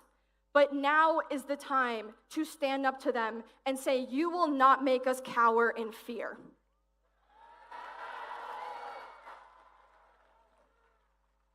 Our communities need us more now than ever before. Because I promise you, that is where our power is. Today we marched, tomorrow we change the world, and to the cynics that shrug and say, this is the way the world has always been, I remind them to look at history and compare it to where we are today. But also, if a Palestinian can get elected in a state like Georgia, I have a hard time believing anything is impossible. Thank you, Philly, you're a gorgeous crowd!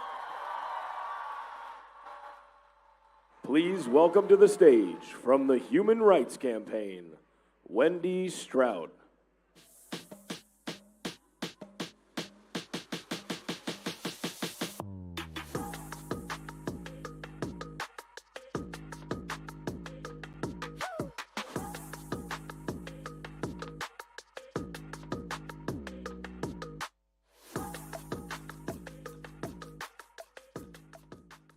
Hello, beautiful people. Before I start, I just wanted to say a special happy birthday to Rua. Today is her birthday, so please wish her a happy birthday.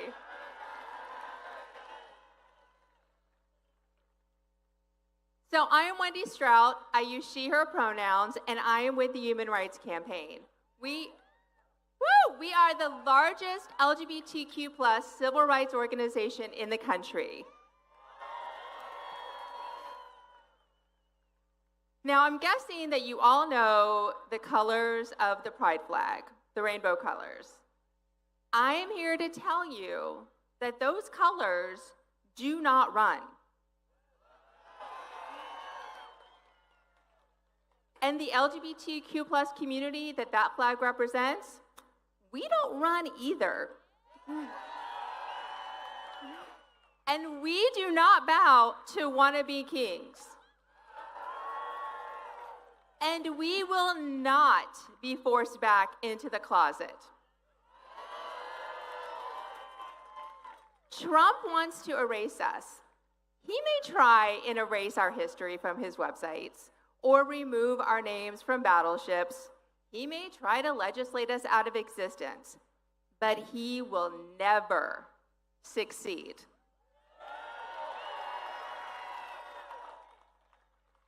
You all know our community has a history of fighting back and standing up against bullies. LGBTQ members and our allies continue to fight and stand up for each other. We will continue to fight for our trans siblings' right to exist and live their authentic lives.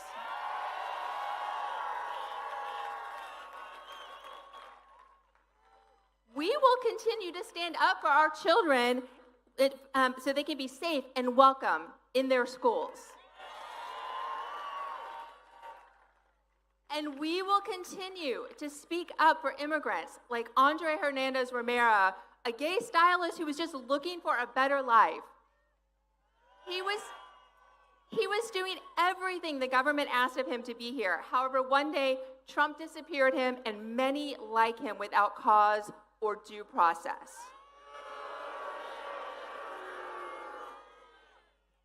If Trump thinks that he can erase us, then we've got news for him.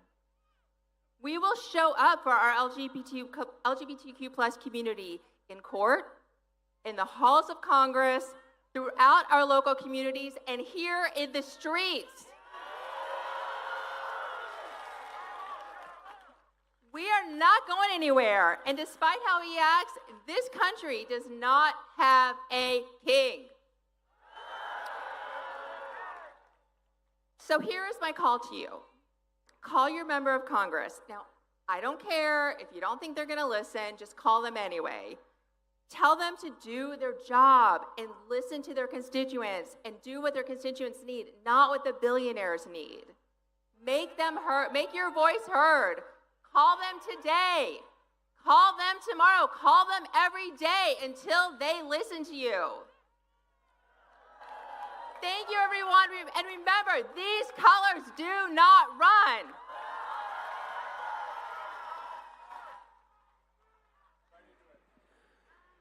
Please give a warm Philadelphia welcome, co-chair of Public Citizen, Rob Weisman.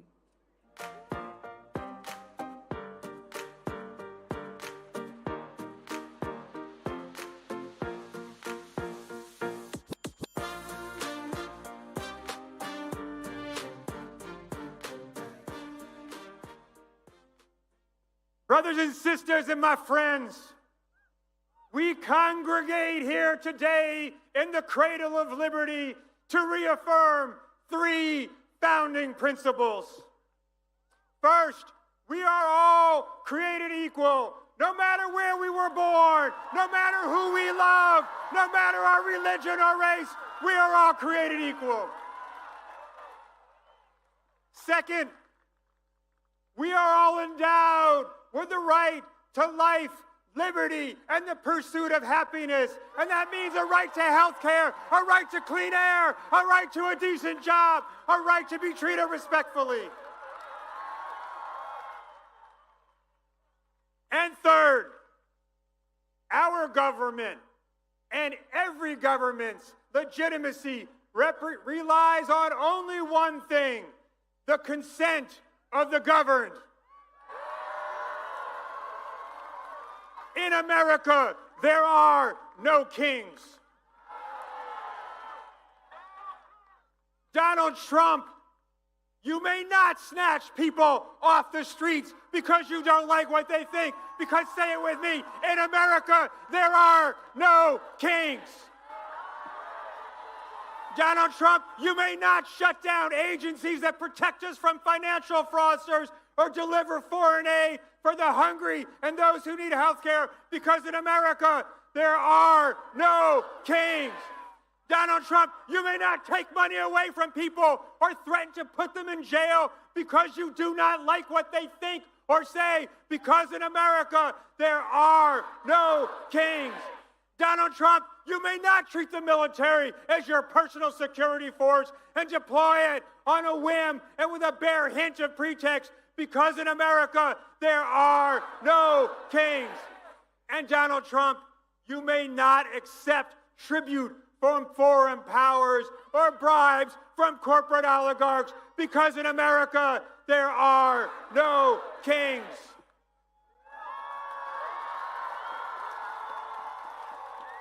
This small-minded man, this petty individual, he thinks he should be a king. He wants to be a monarch, maybe a czar. But let me tell you, my friends, this would-be emperor has no clothes.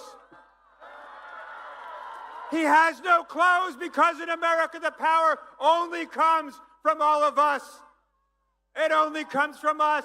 So when Donald Trump says he wants to take health care away from millions of Americans, we say no. When Donald Trump says he wants to slash taxes for the rich and corporations, we say no. When Donald Trump says he wants more money to separate families, build detention centers, and hire jackboot thugs to rip people off the streets, we say no. When Donald Trump says more subsidies for big oil, let's race to climate catastrophe, we say no.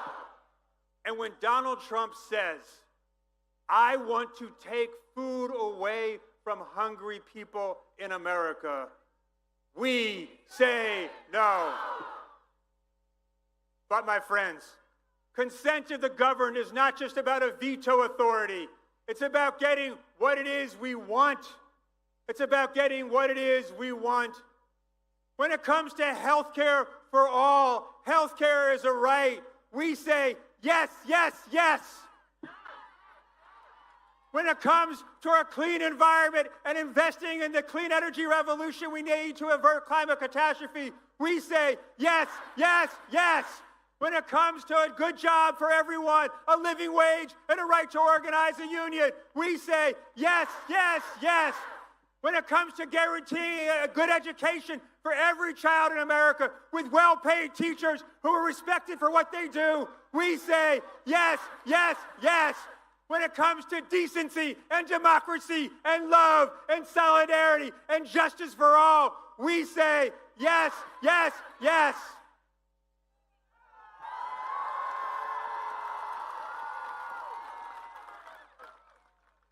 We will together, when we organize and mobilize, as 100,000 of us have done here in Philadelphia today, as millions of us have done across the country, when we organize and mobilize, we will defeat this would-be emperor who has no clothes, and we will deliver on the promise made here almost 250 years ago of the right to life, liberty, and pursuit of happiness for every single human being.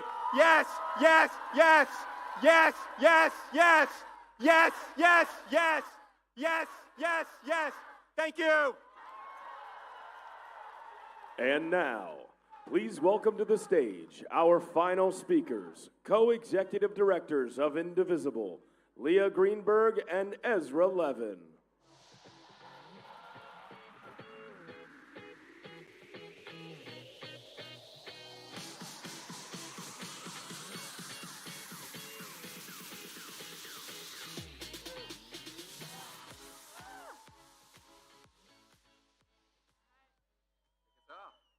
Hello, Philadelphia. I'm Leah. Hey, and I'm Ezra. And we represent a movement of thousands of indivisible groups organizing all over the country to fight for our democracy. Woo! Now, we're all out here today because we are watching Donald Trump dismantle American democracy in real time.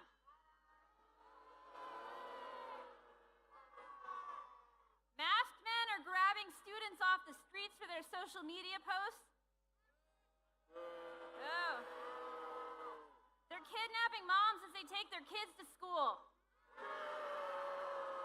They're disappearing innocent men into foreign torture gulags without a shred of due process. They're terrorizing our communities, our friends, our neighbors. In Los Angeles, they responded to peaceful protests with violent repression, putting U.S. troops on the streets to stop Americans from exercising our right to peacefully protest. And meanwhile, while he sends the National Guard to California, Donald Trump is sending tanks to D.C. so that he can have the birthday party that he's always wanted.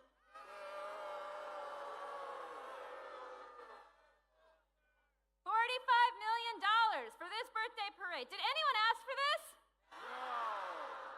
Meanwhile, they are telling us that there is no money for Social Security. There is no money. That there's no money for Medicaid. That there is no money for veterans. That there's no money for special education. Bullshit. There's no money for cancer research. Bullshit. No money for clean air or water. Bullshit. No money for you, for us. Bullshit. But somehow there's always money when a billionaire needs a tax cut. When Elon Musk needs a fat government contract. Or when Donald Trump wants a Lux new plane or a big birthday party. Now these things are connected. Donald Trump, Stephen Miller, their MAGA cronies, they know Americans hate this stuff. They know we don't want our neighbors disappeared off the streets.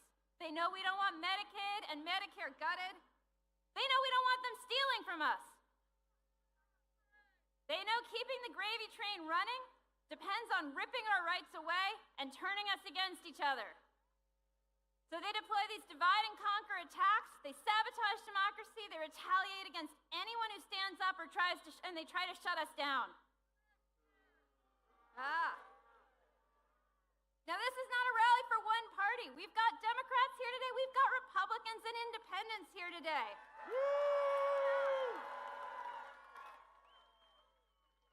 We're looking to the leaders who will fight for us, because even today there are folks among the Democratic Party who think we should roll over and play dead. Anyone seen John Fetterman here today?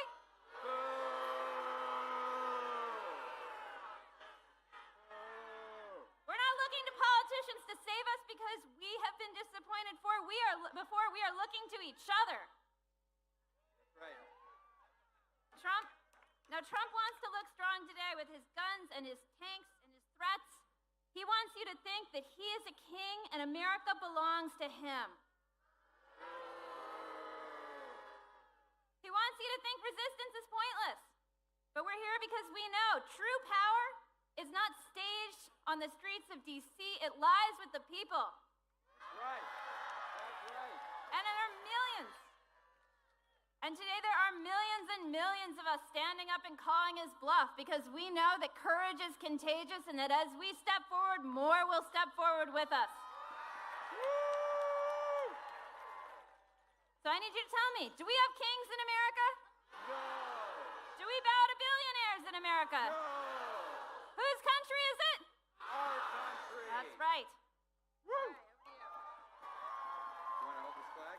Leah Greenberg, everybody.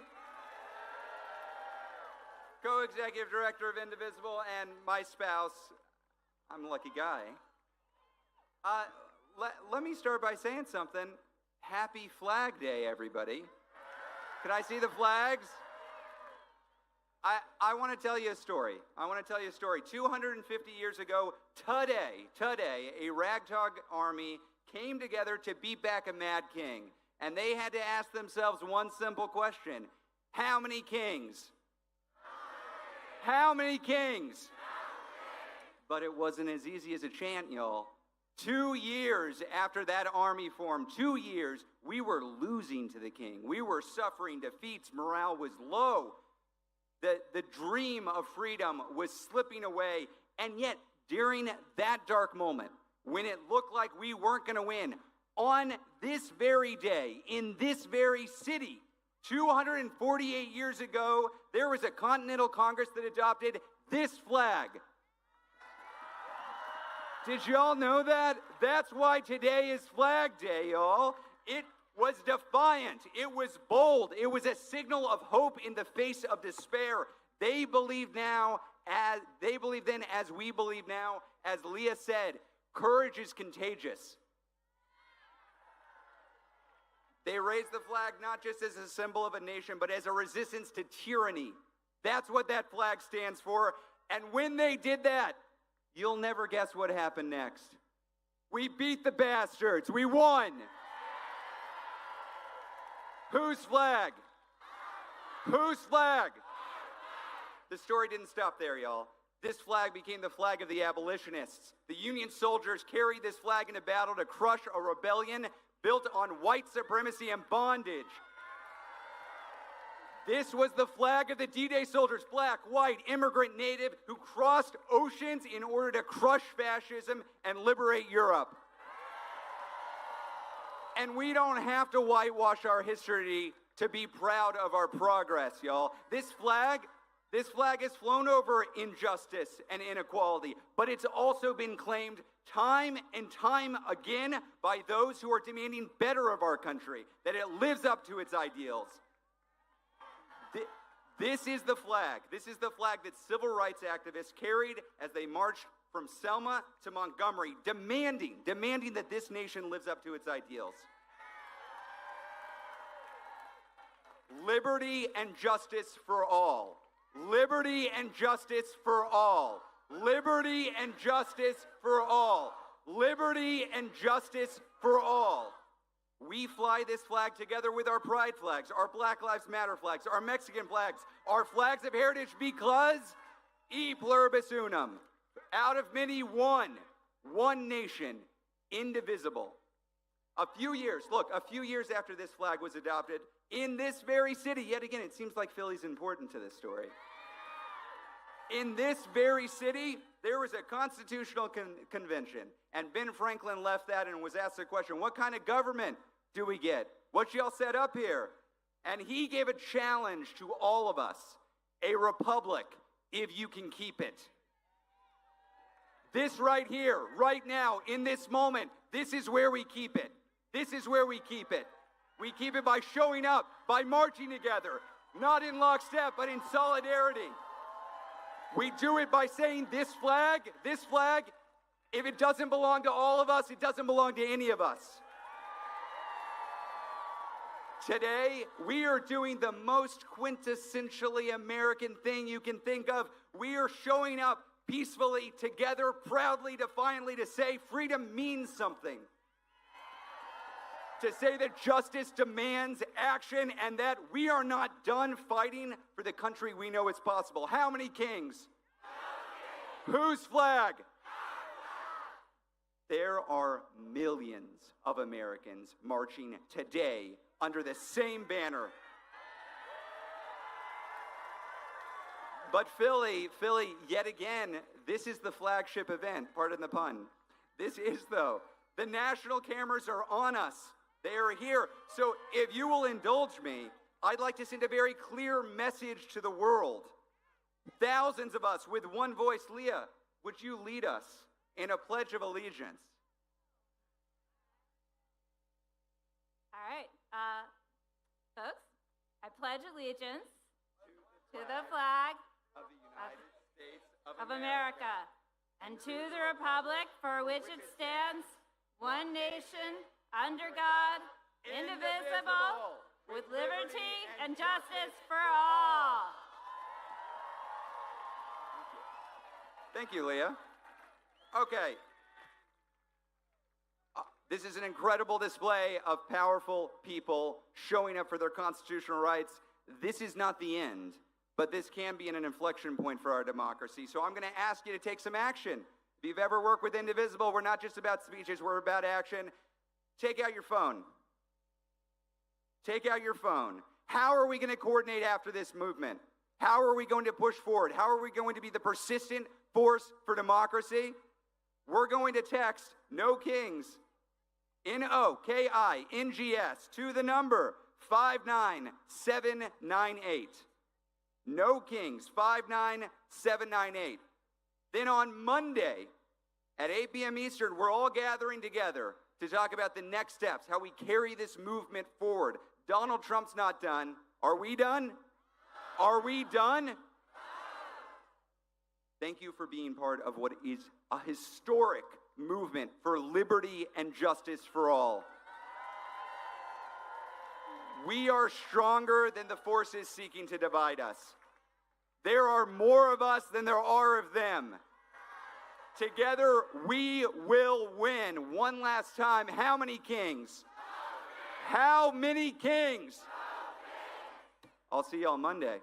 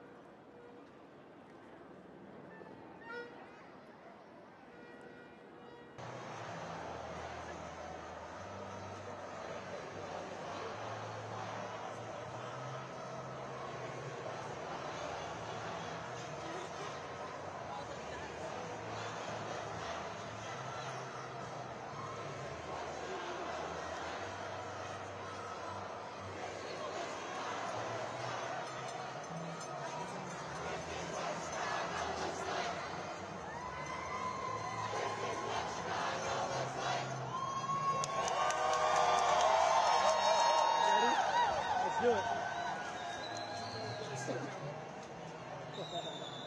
time is that? Oh, it's 2:36 already. All right, they're live with me, so I'm gonna. That's the longest you've ever live for. 4 hours.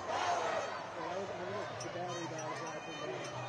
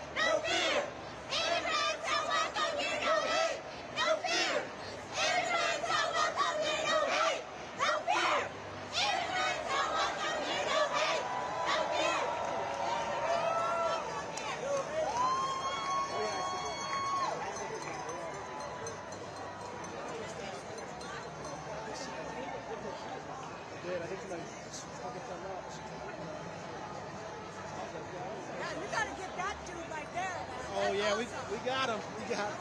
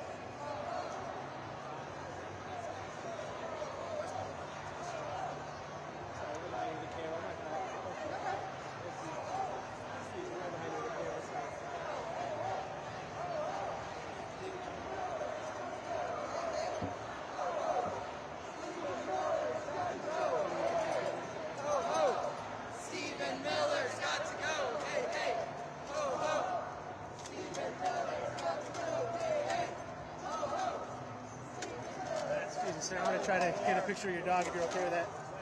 Keep moving. I'll move with you.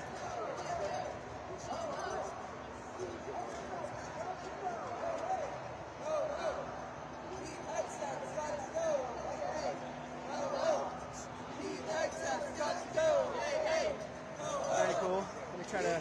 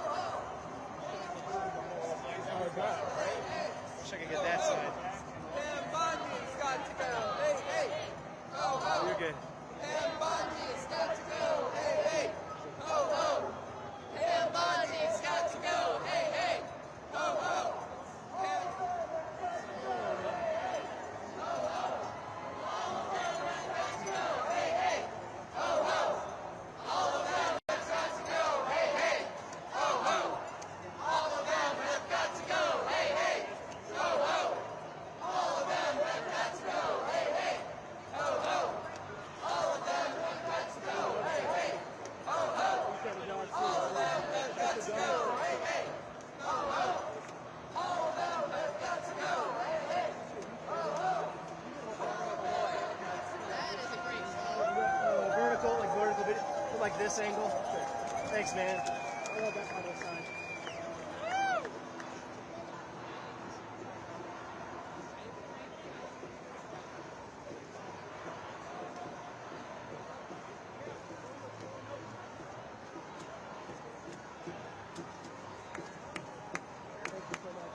Social movement, I love that. I'm with Reuters, international news, yeah. Plenty of protesters, got a lot of dog protesters. Oh, nice. Oh, that's no money in music for music. I hear you. Thank you again. I'll get out of your hair now. Thank you guys. Bye, buddy. All right. I'm on the outside. Jeez. The sun just killed my shot, man. It's so bright, the sun is like killing me.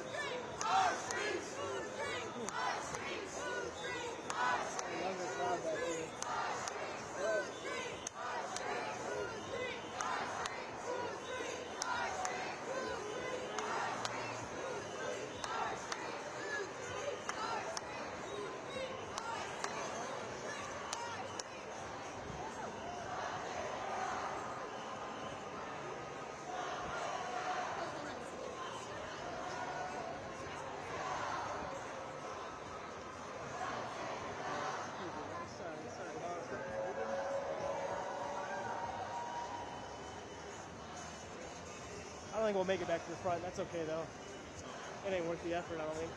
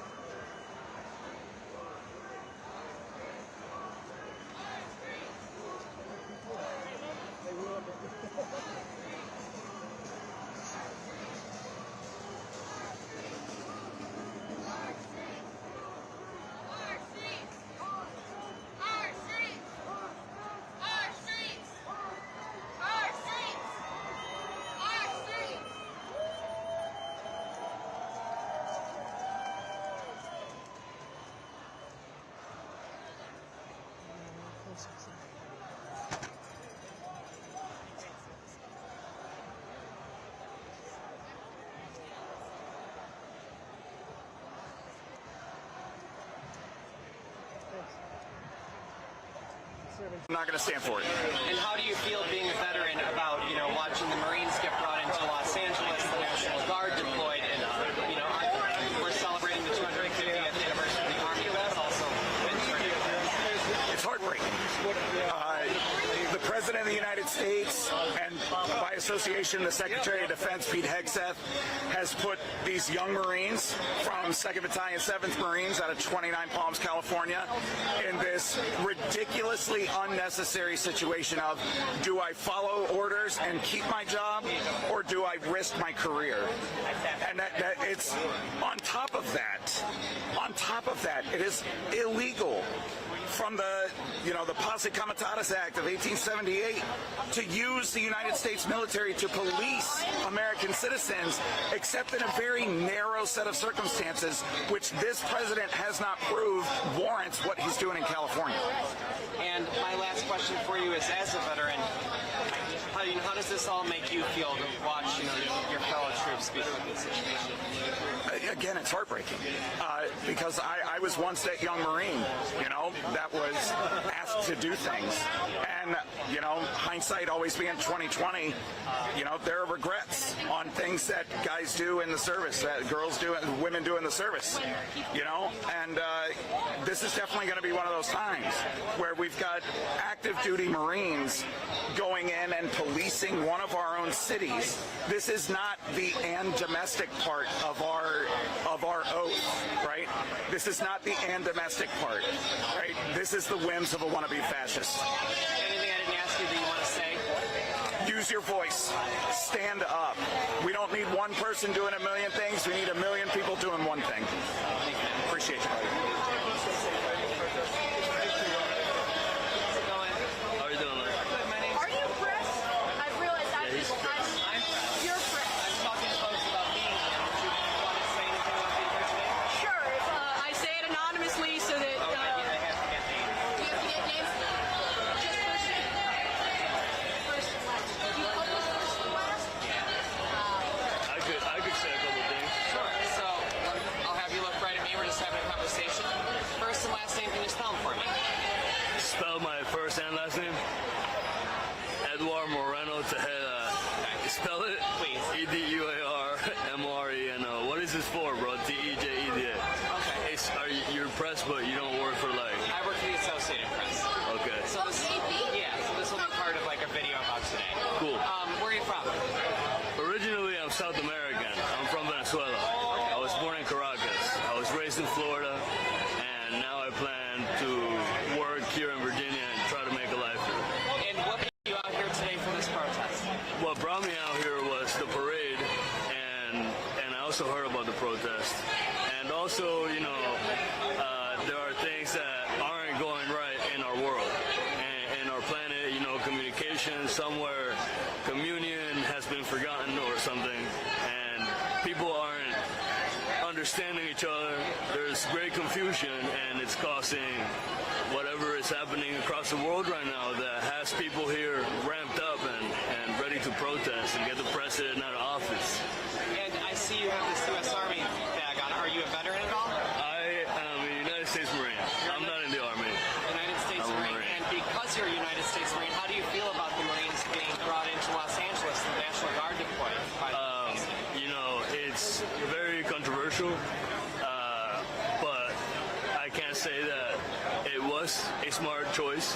Why? Because Marines are smart, and they're not going to make bad decisions. Regardless of what leadership is leading them to walk, they're going to make the right choice. They're not going to make the wrong choice. So whether he thought that Marines were going to have his back if he was making a bad decision, they're not going to make a bad decision. They're going to make the correct decision. And obviously today is the 250th anniversary of the Army. It's also the President's birthday. We're celebrating the Army. Happy birthday to the President. Happy birthday, man. Hey, he's another human being just like us. And however he thinks, maybe there's great confusion among everybody and whatever, It's all about understanding each other and realizing the hurt that we cause the world when we don't understand each other, right? That's very important. Anything I didn't ask you that you wanted to say? God bless America. God bless America. Thank you. You wanted to talk? I can talk. All right. If you need friendly faces, yeah. First and last name. Charlotte, CHARLOTTE, Reber, REIB is in beautiful ER. And where are you from? I go to college at George Washington, but I'm originally from Seattle, the other Washington. And what brought you here today? I think that if you're going to have an opinion on something, it doesn't count if you just have the opinion. It only counts if you have the opinion when someone pushes back. And so it's not enough to just say that you believe in good things. You have to show up and support when the good things happen. So specifically for this protest, I don't think that a giant military parade is a good use of our tax dollars. The deficit spending's really high. It's totally ballooned in the last 5 years. I think this is a waste of money. Second, I don't huge ice raids through cities, and everyone in town is super scared, and no one. I don't think that's good. I don't think that's safe. As the mayor of Los Angeles pointed out, Los Angeles was safe on Thursday. It became unsafe when ICE invaded. I like having immigrants around. They show up. They do the gross jobs that I don't want to do. They make tasty food. I want them in my community, and if I want them in my community because they contribute good things, I need to show up for them too. I think. And how do you feel like the country is going? Oh, terrible. I think that the where we're prosecuting Trump and the Republican movement broadly, because I don't think it's just him. To me, he comes off as like a trafficking in that sense. Absolutely. Grandpa, and his cabinet is all just grandchildren trying to get into the will. And the things that they want are all bad. They want to get rid of Social Security, which is money that we earn and pay in, so that when old people start, like can't work anymore, there's something to catch them and to take care of them. I think that that's a good thing. I don't know that I crazy, you know. think that immigrants are what made the country beautiful, and the freedom to come here and set up your life, and if you have an idea that you can run, like, everything that they stand for, I think is antithetical to what I believe is the American promise, which is that you can come here and you can build your life, and it will be a good life. Thank you so much. I appreciate you. When you get a raise, thanks. You too.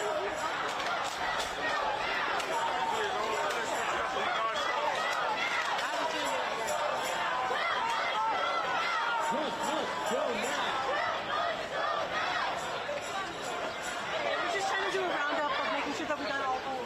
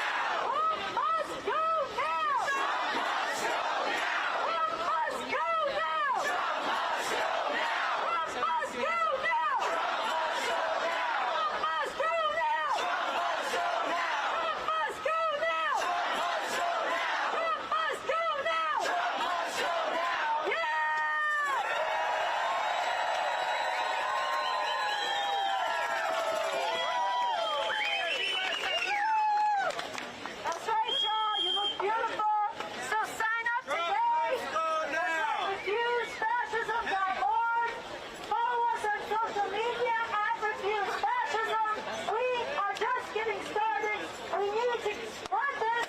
We need all of you involved, and we want to see you out here in the streets soon. We are going to now walk together out of the area so we are safe.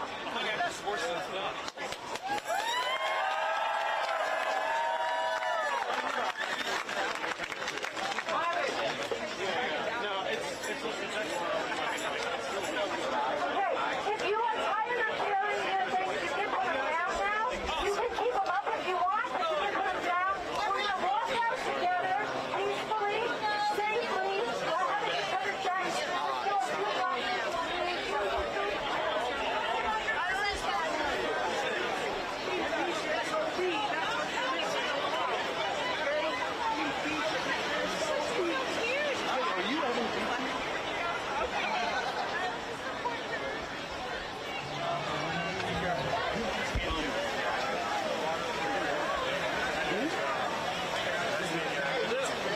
I want to say, by the way, here for this year, I'm going to refuse to win.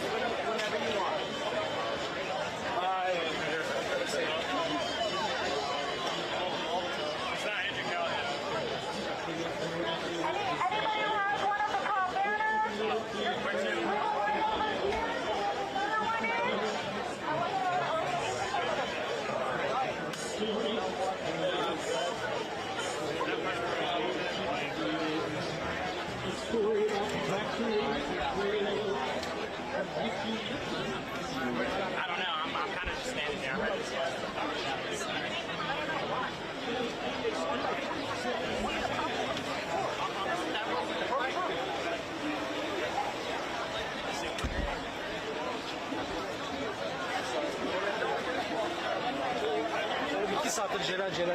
We just need to stick around. That's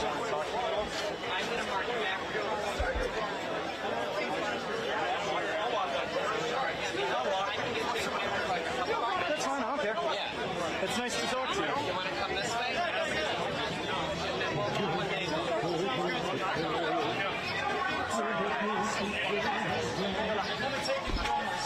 This thing's so heavy. But no, I'd love to talk to you, considering you guys are the group that I respect the most of anyone. Thank you. So I'll you'll look at Just on the fact that you're independent. We're having a just conversation. Great. That'd be fantastic. First and last name, can you spell them for me? Absolutely. Sophia Zoe Kilmer. SOPHIAZOEKILMER. And that's on Instagram. Great. And you can look right at me. Where are you from? Great. I am from Philadelphia, Elkins Park area, Cheltenham. And you're here, right? Absolutely. I'm here. I was here to speak. If I wasn't speaking, I still would have been here. This is where the fight is. I choose to be where it's difficult. I don't hold anything against others who weren't here. I don't hold anything against people who wanted to value their own safety. But we're safe, and we were safe because we had each other. But this parade, this military parade, had to have a protest for the international community and our own country to see.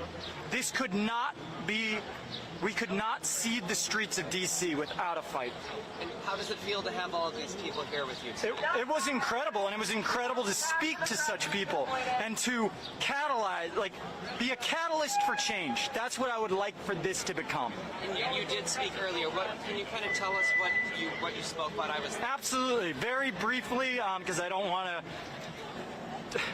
First, they came for transgender people and queer people's rights. The people who were in control of Germany in 1934 burned books about sexuality and feminism first. and they're doing it again right now. Fire Nation is trying to ban all transgender people under the idea and the proclamation that they are dishonest by nature. And I have a problem with that. It's disgusting. And good American people need to stand up for their transgender citizens and brothers and sisters' rights, because you're next.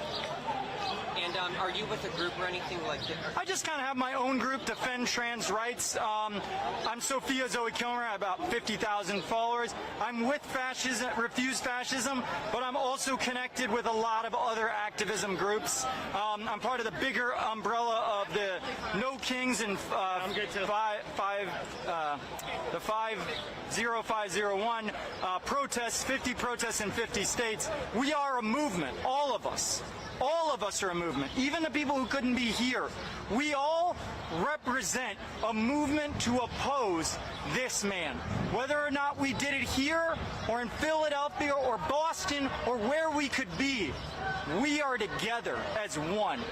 The last thing I'll ask you before we head out. Trump, Hegseth have targeted transgender troops. This is the 250th anniversary of the military. How does that make you feel that those people who wanted to serve their country and put their lives in line are being stripped of that?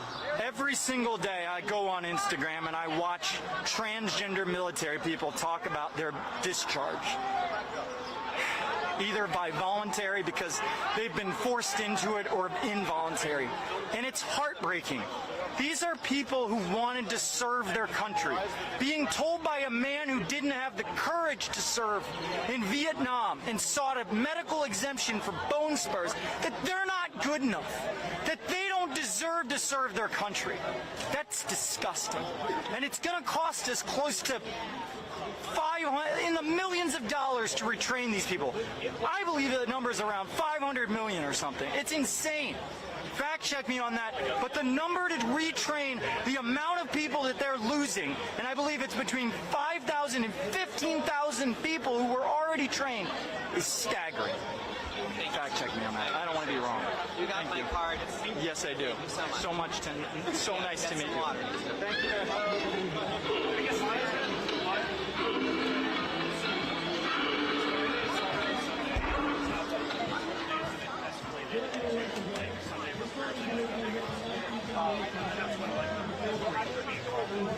Sorry, Saturday was and that was kind of funny.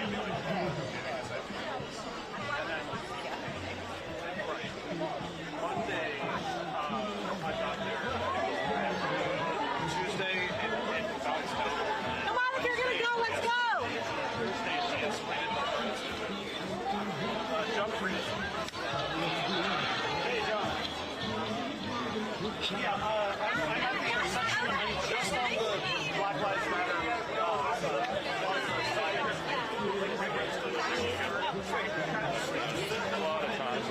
A transformation of government where it is ruled by brute force. What do you want? That's what I like. When you're around, you have tens of thousands. Such a weird. It was. Where are you now? I'm out west. Okay. Yeah, but not too far. Still get it. What about you? Hold on.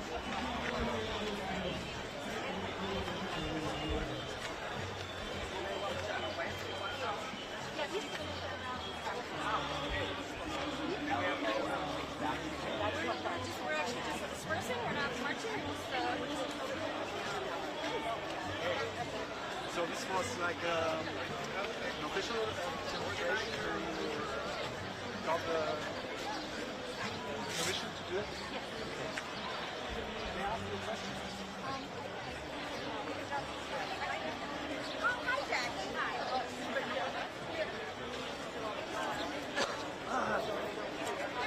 love it. Perfect.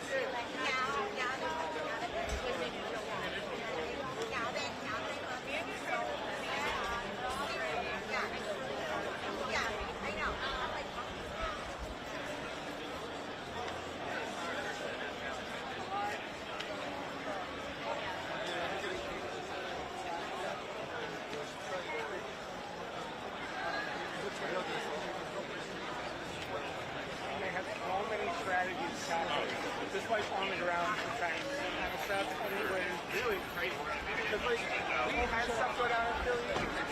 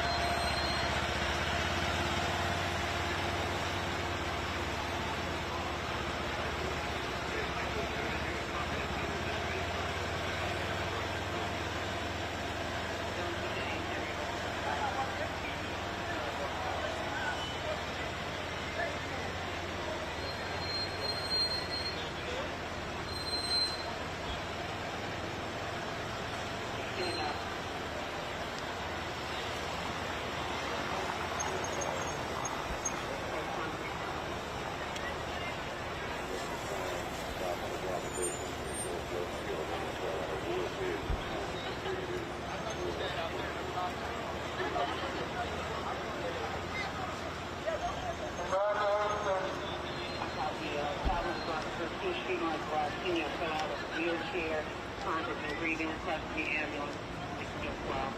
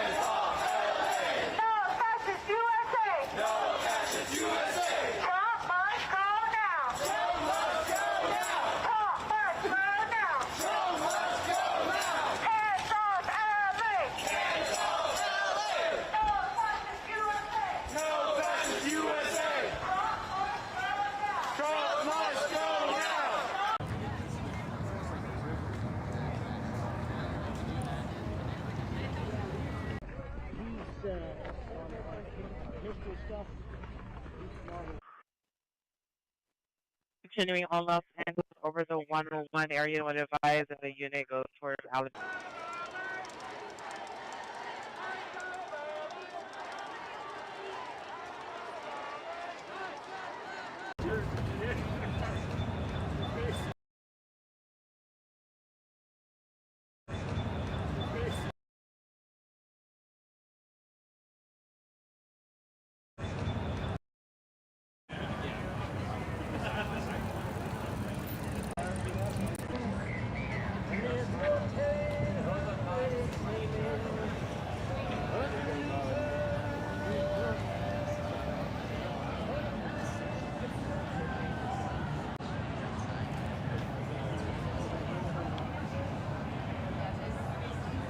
Yes, this is Portland, Oregon.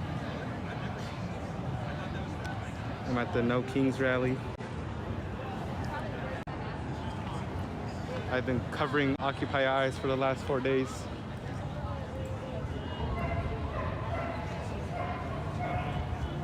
I'll be covering Occupy Eyes later today around 6:30.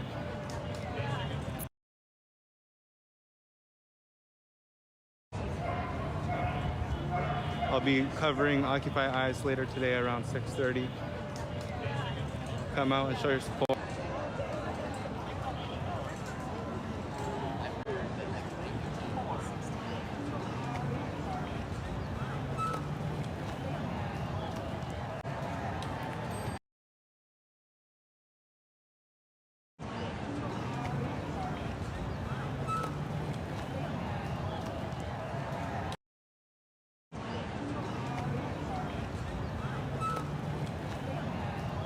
This know that like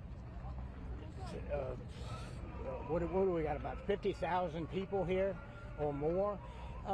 You know, I get to have camaraderie with those I agree with, or even if I don't quite agree with them, or they don't quite agree with me, but that's their freedom and my freedom being enacted. So I don't get in anybody's case because they believe in something. I might comment on it to help them educate themselves about something. Exchange of ideas. Yeah, exchange of ideas, and I always make sure that I have my facts straight. That way I look better in the end because I had my facts straight. Because my old man, you know, who was Can you tell me your name, sir? Oh, well, I'm known as Uncle John because I have over 100 nieces and nephews. Okay. That's What's your last name? Wallmeyer. John Wallmeyer. And where are you from, sir? I'm from Hanover County, Virginia. Oh, okay. Home of Patrick Henry. Okay. All right. I even went to Patrick Henry High School. Okay. Well, I appreciate your time and your insight. And thank you for coming out. Yes, I wouldn't have missed it, even though it's a real hot, muggy day. You know, you got to step up to the plate because that's what's expected. And God bless you. Thank you very much. Thank you. God bless America. God bless America.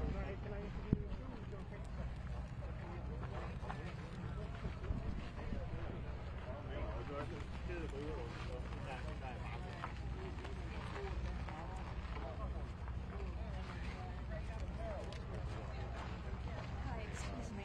I'm also from the press. Is there a special entrance for us? We need to.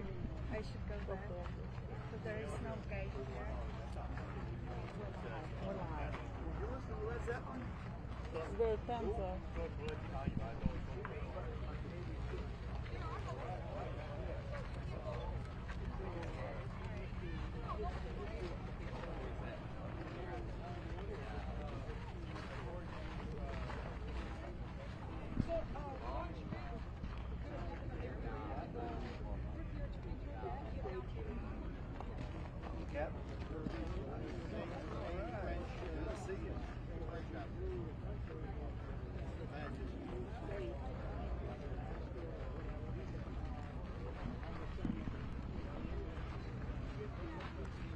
You have time for a quick interview? Okay. Anyone along here have time for a quick interview? You have time for a quick one? Great, thank you. Right here? We'll put you right here. Thank you. Kia Johnson, we're with Reuters. Hi, Kia Johnson. I'm Bob Will, WILL. Okay, and where are you from, sir? Dunkirk, Maryland. Originally the Western Pennsylvania, Somerset, PA, where Flight 93 crashed on 9/11. Okay. Can you tell me why it was important for you to come down today?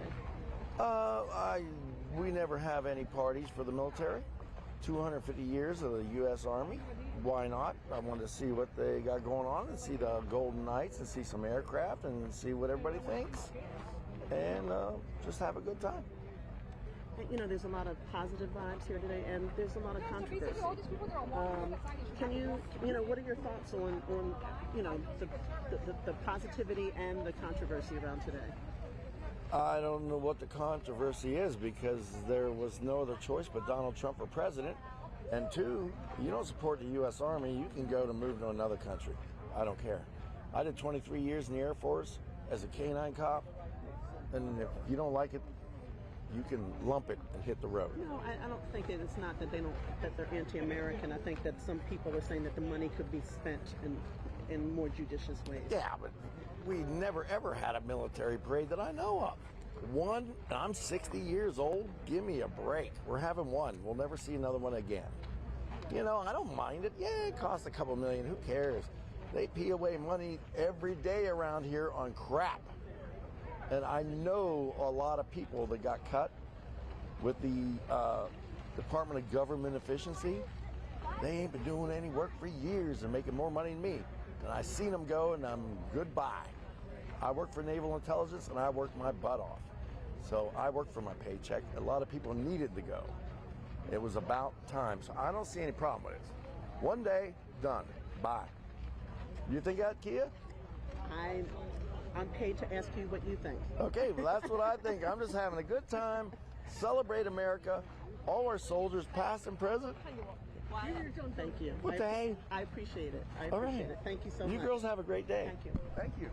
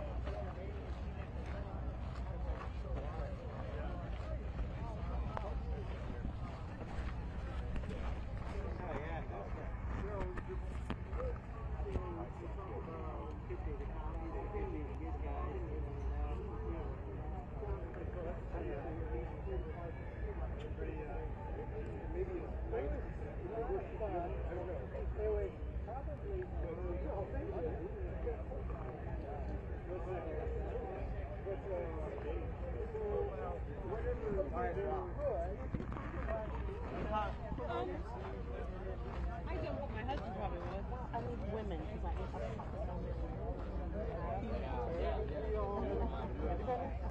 I'm a government employee. Is that okay? Sure. Thank you. Thank you. For Reuters. Reuters. Yeah. I wanted to ask you why it was important for you to come down today. My son just signed on the dotted line with the Army yesterday to enlist. How does that make you feel? Proud, scared, But I know that he's going to get great training, and I know that he's going to come out like a responsible adult, and we're really looking forward to him growing up that way. And what do you think about this big celebration, the big, all the lines and all the people down for the festivities? I'm actually surprised that it's not more people. Inside it was not jam-packed crowded. It was a comfortable number of people, and I think there's a lot of political statements happening on both sides, but what is overwhelming is being inside and noting how proud the military is, and how respectful they are, and how informative they are, and how happy that they are that people have come out to support them. And in terms of the positive things about this, and then the controversies, what are your thoughts on the kind of seesaw message of today? It makes me sad. I've worked for the government for many years, and I just wish that we were all on the same page. That's all. Thank you. Can you tell me your name, please? Cindy. Cindy, last name? Rather not. Okay, and you're from this area? I am. Okay. Thank you so much, Cindy. Okay. Appreciate it. Thank you. Thank you guys for your patience.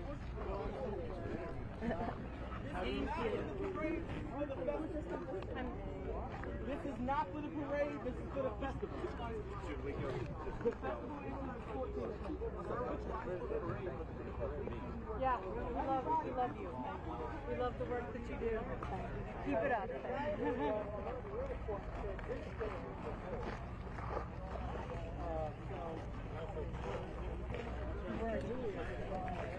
Okay.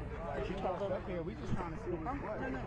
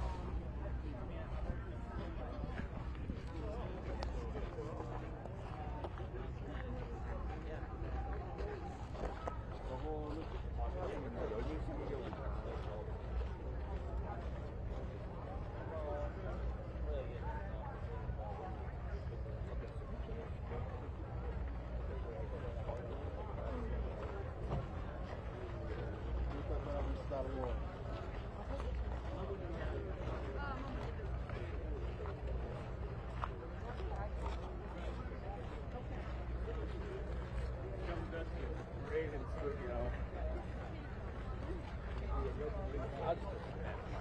gotta go. I gotta get out this way. We'll catch y'all later. There's a line. All right. Yeah.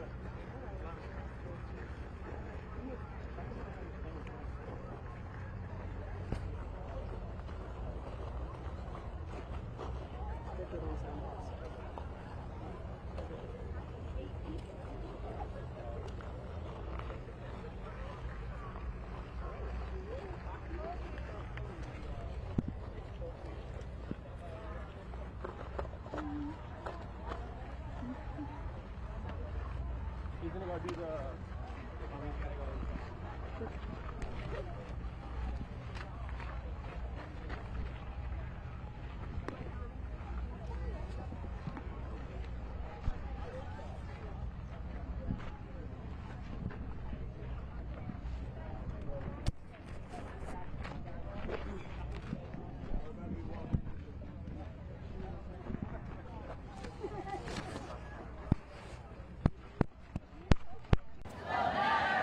And fuck Donald Trump.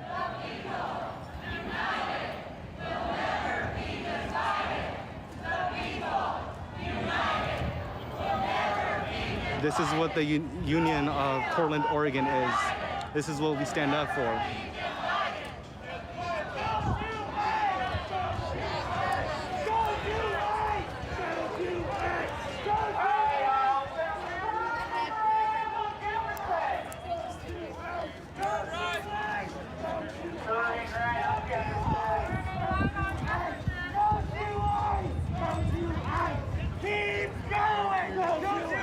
Here we have Portland Police Department. Who keeps us safe? Who keeps us safe? We keep us safe. Who keeps us safe? We keep us safe. Who keeps us safe? Who keeps us safe? Who keeps us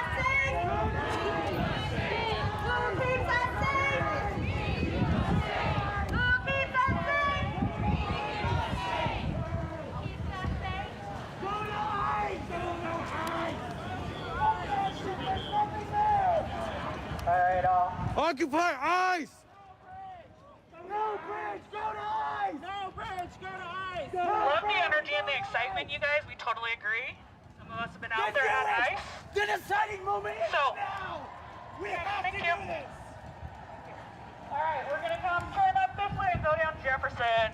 Let's go. Who keeps us safe?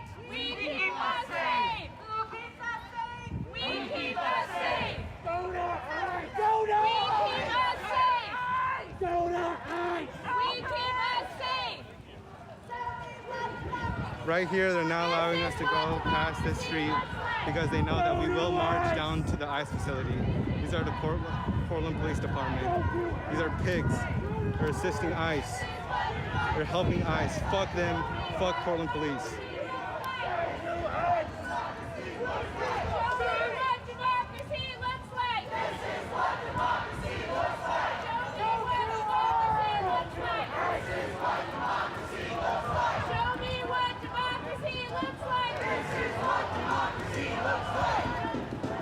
They're heading up Jefferson right now. There's nothing up Jefferson. We need to go down to the ICE facility and be protesting at the Occupy ICE.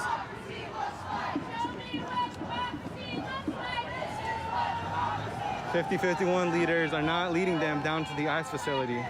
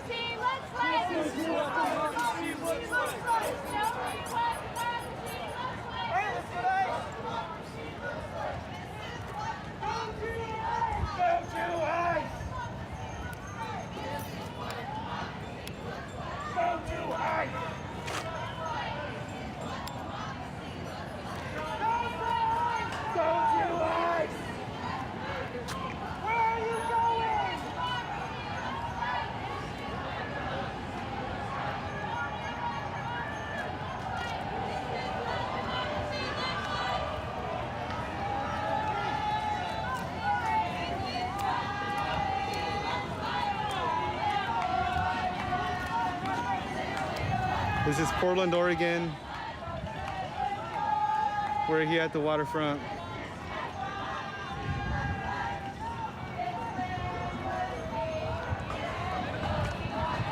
We are anti-fascist, anti-king.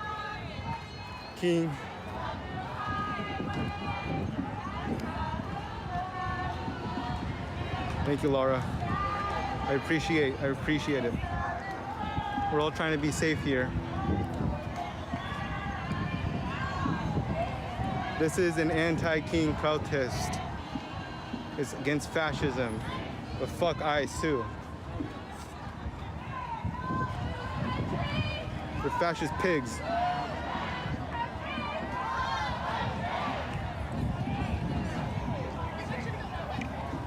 This land is for everyone.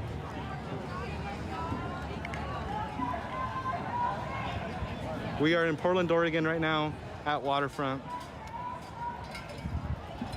If any of you guys would like to be moderators, please DM me. We need moderators in the chat.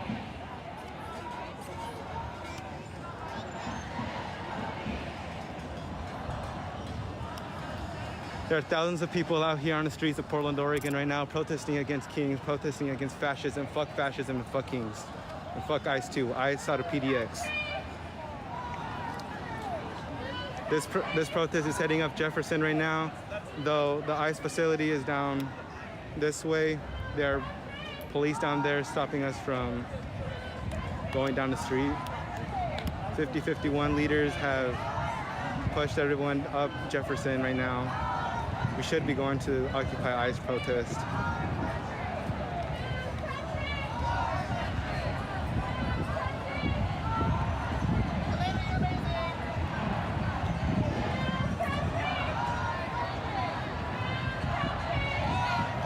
Oregon didn't vote for this. Fuck Donald Trump.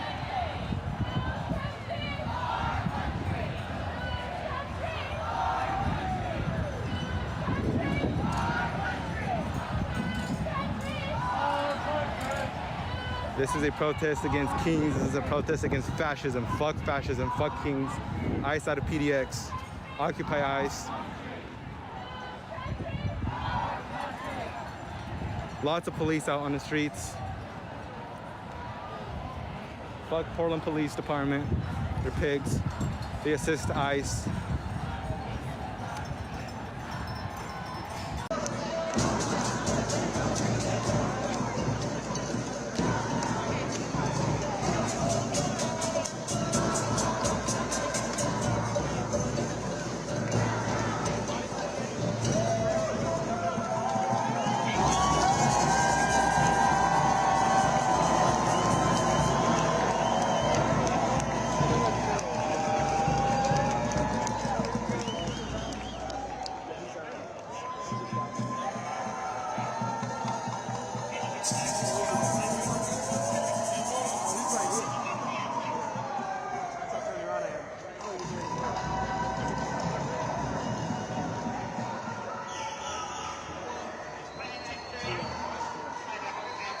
Okay.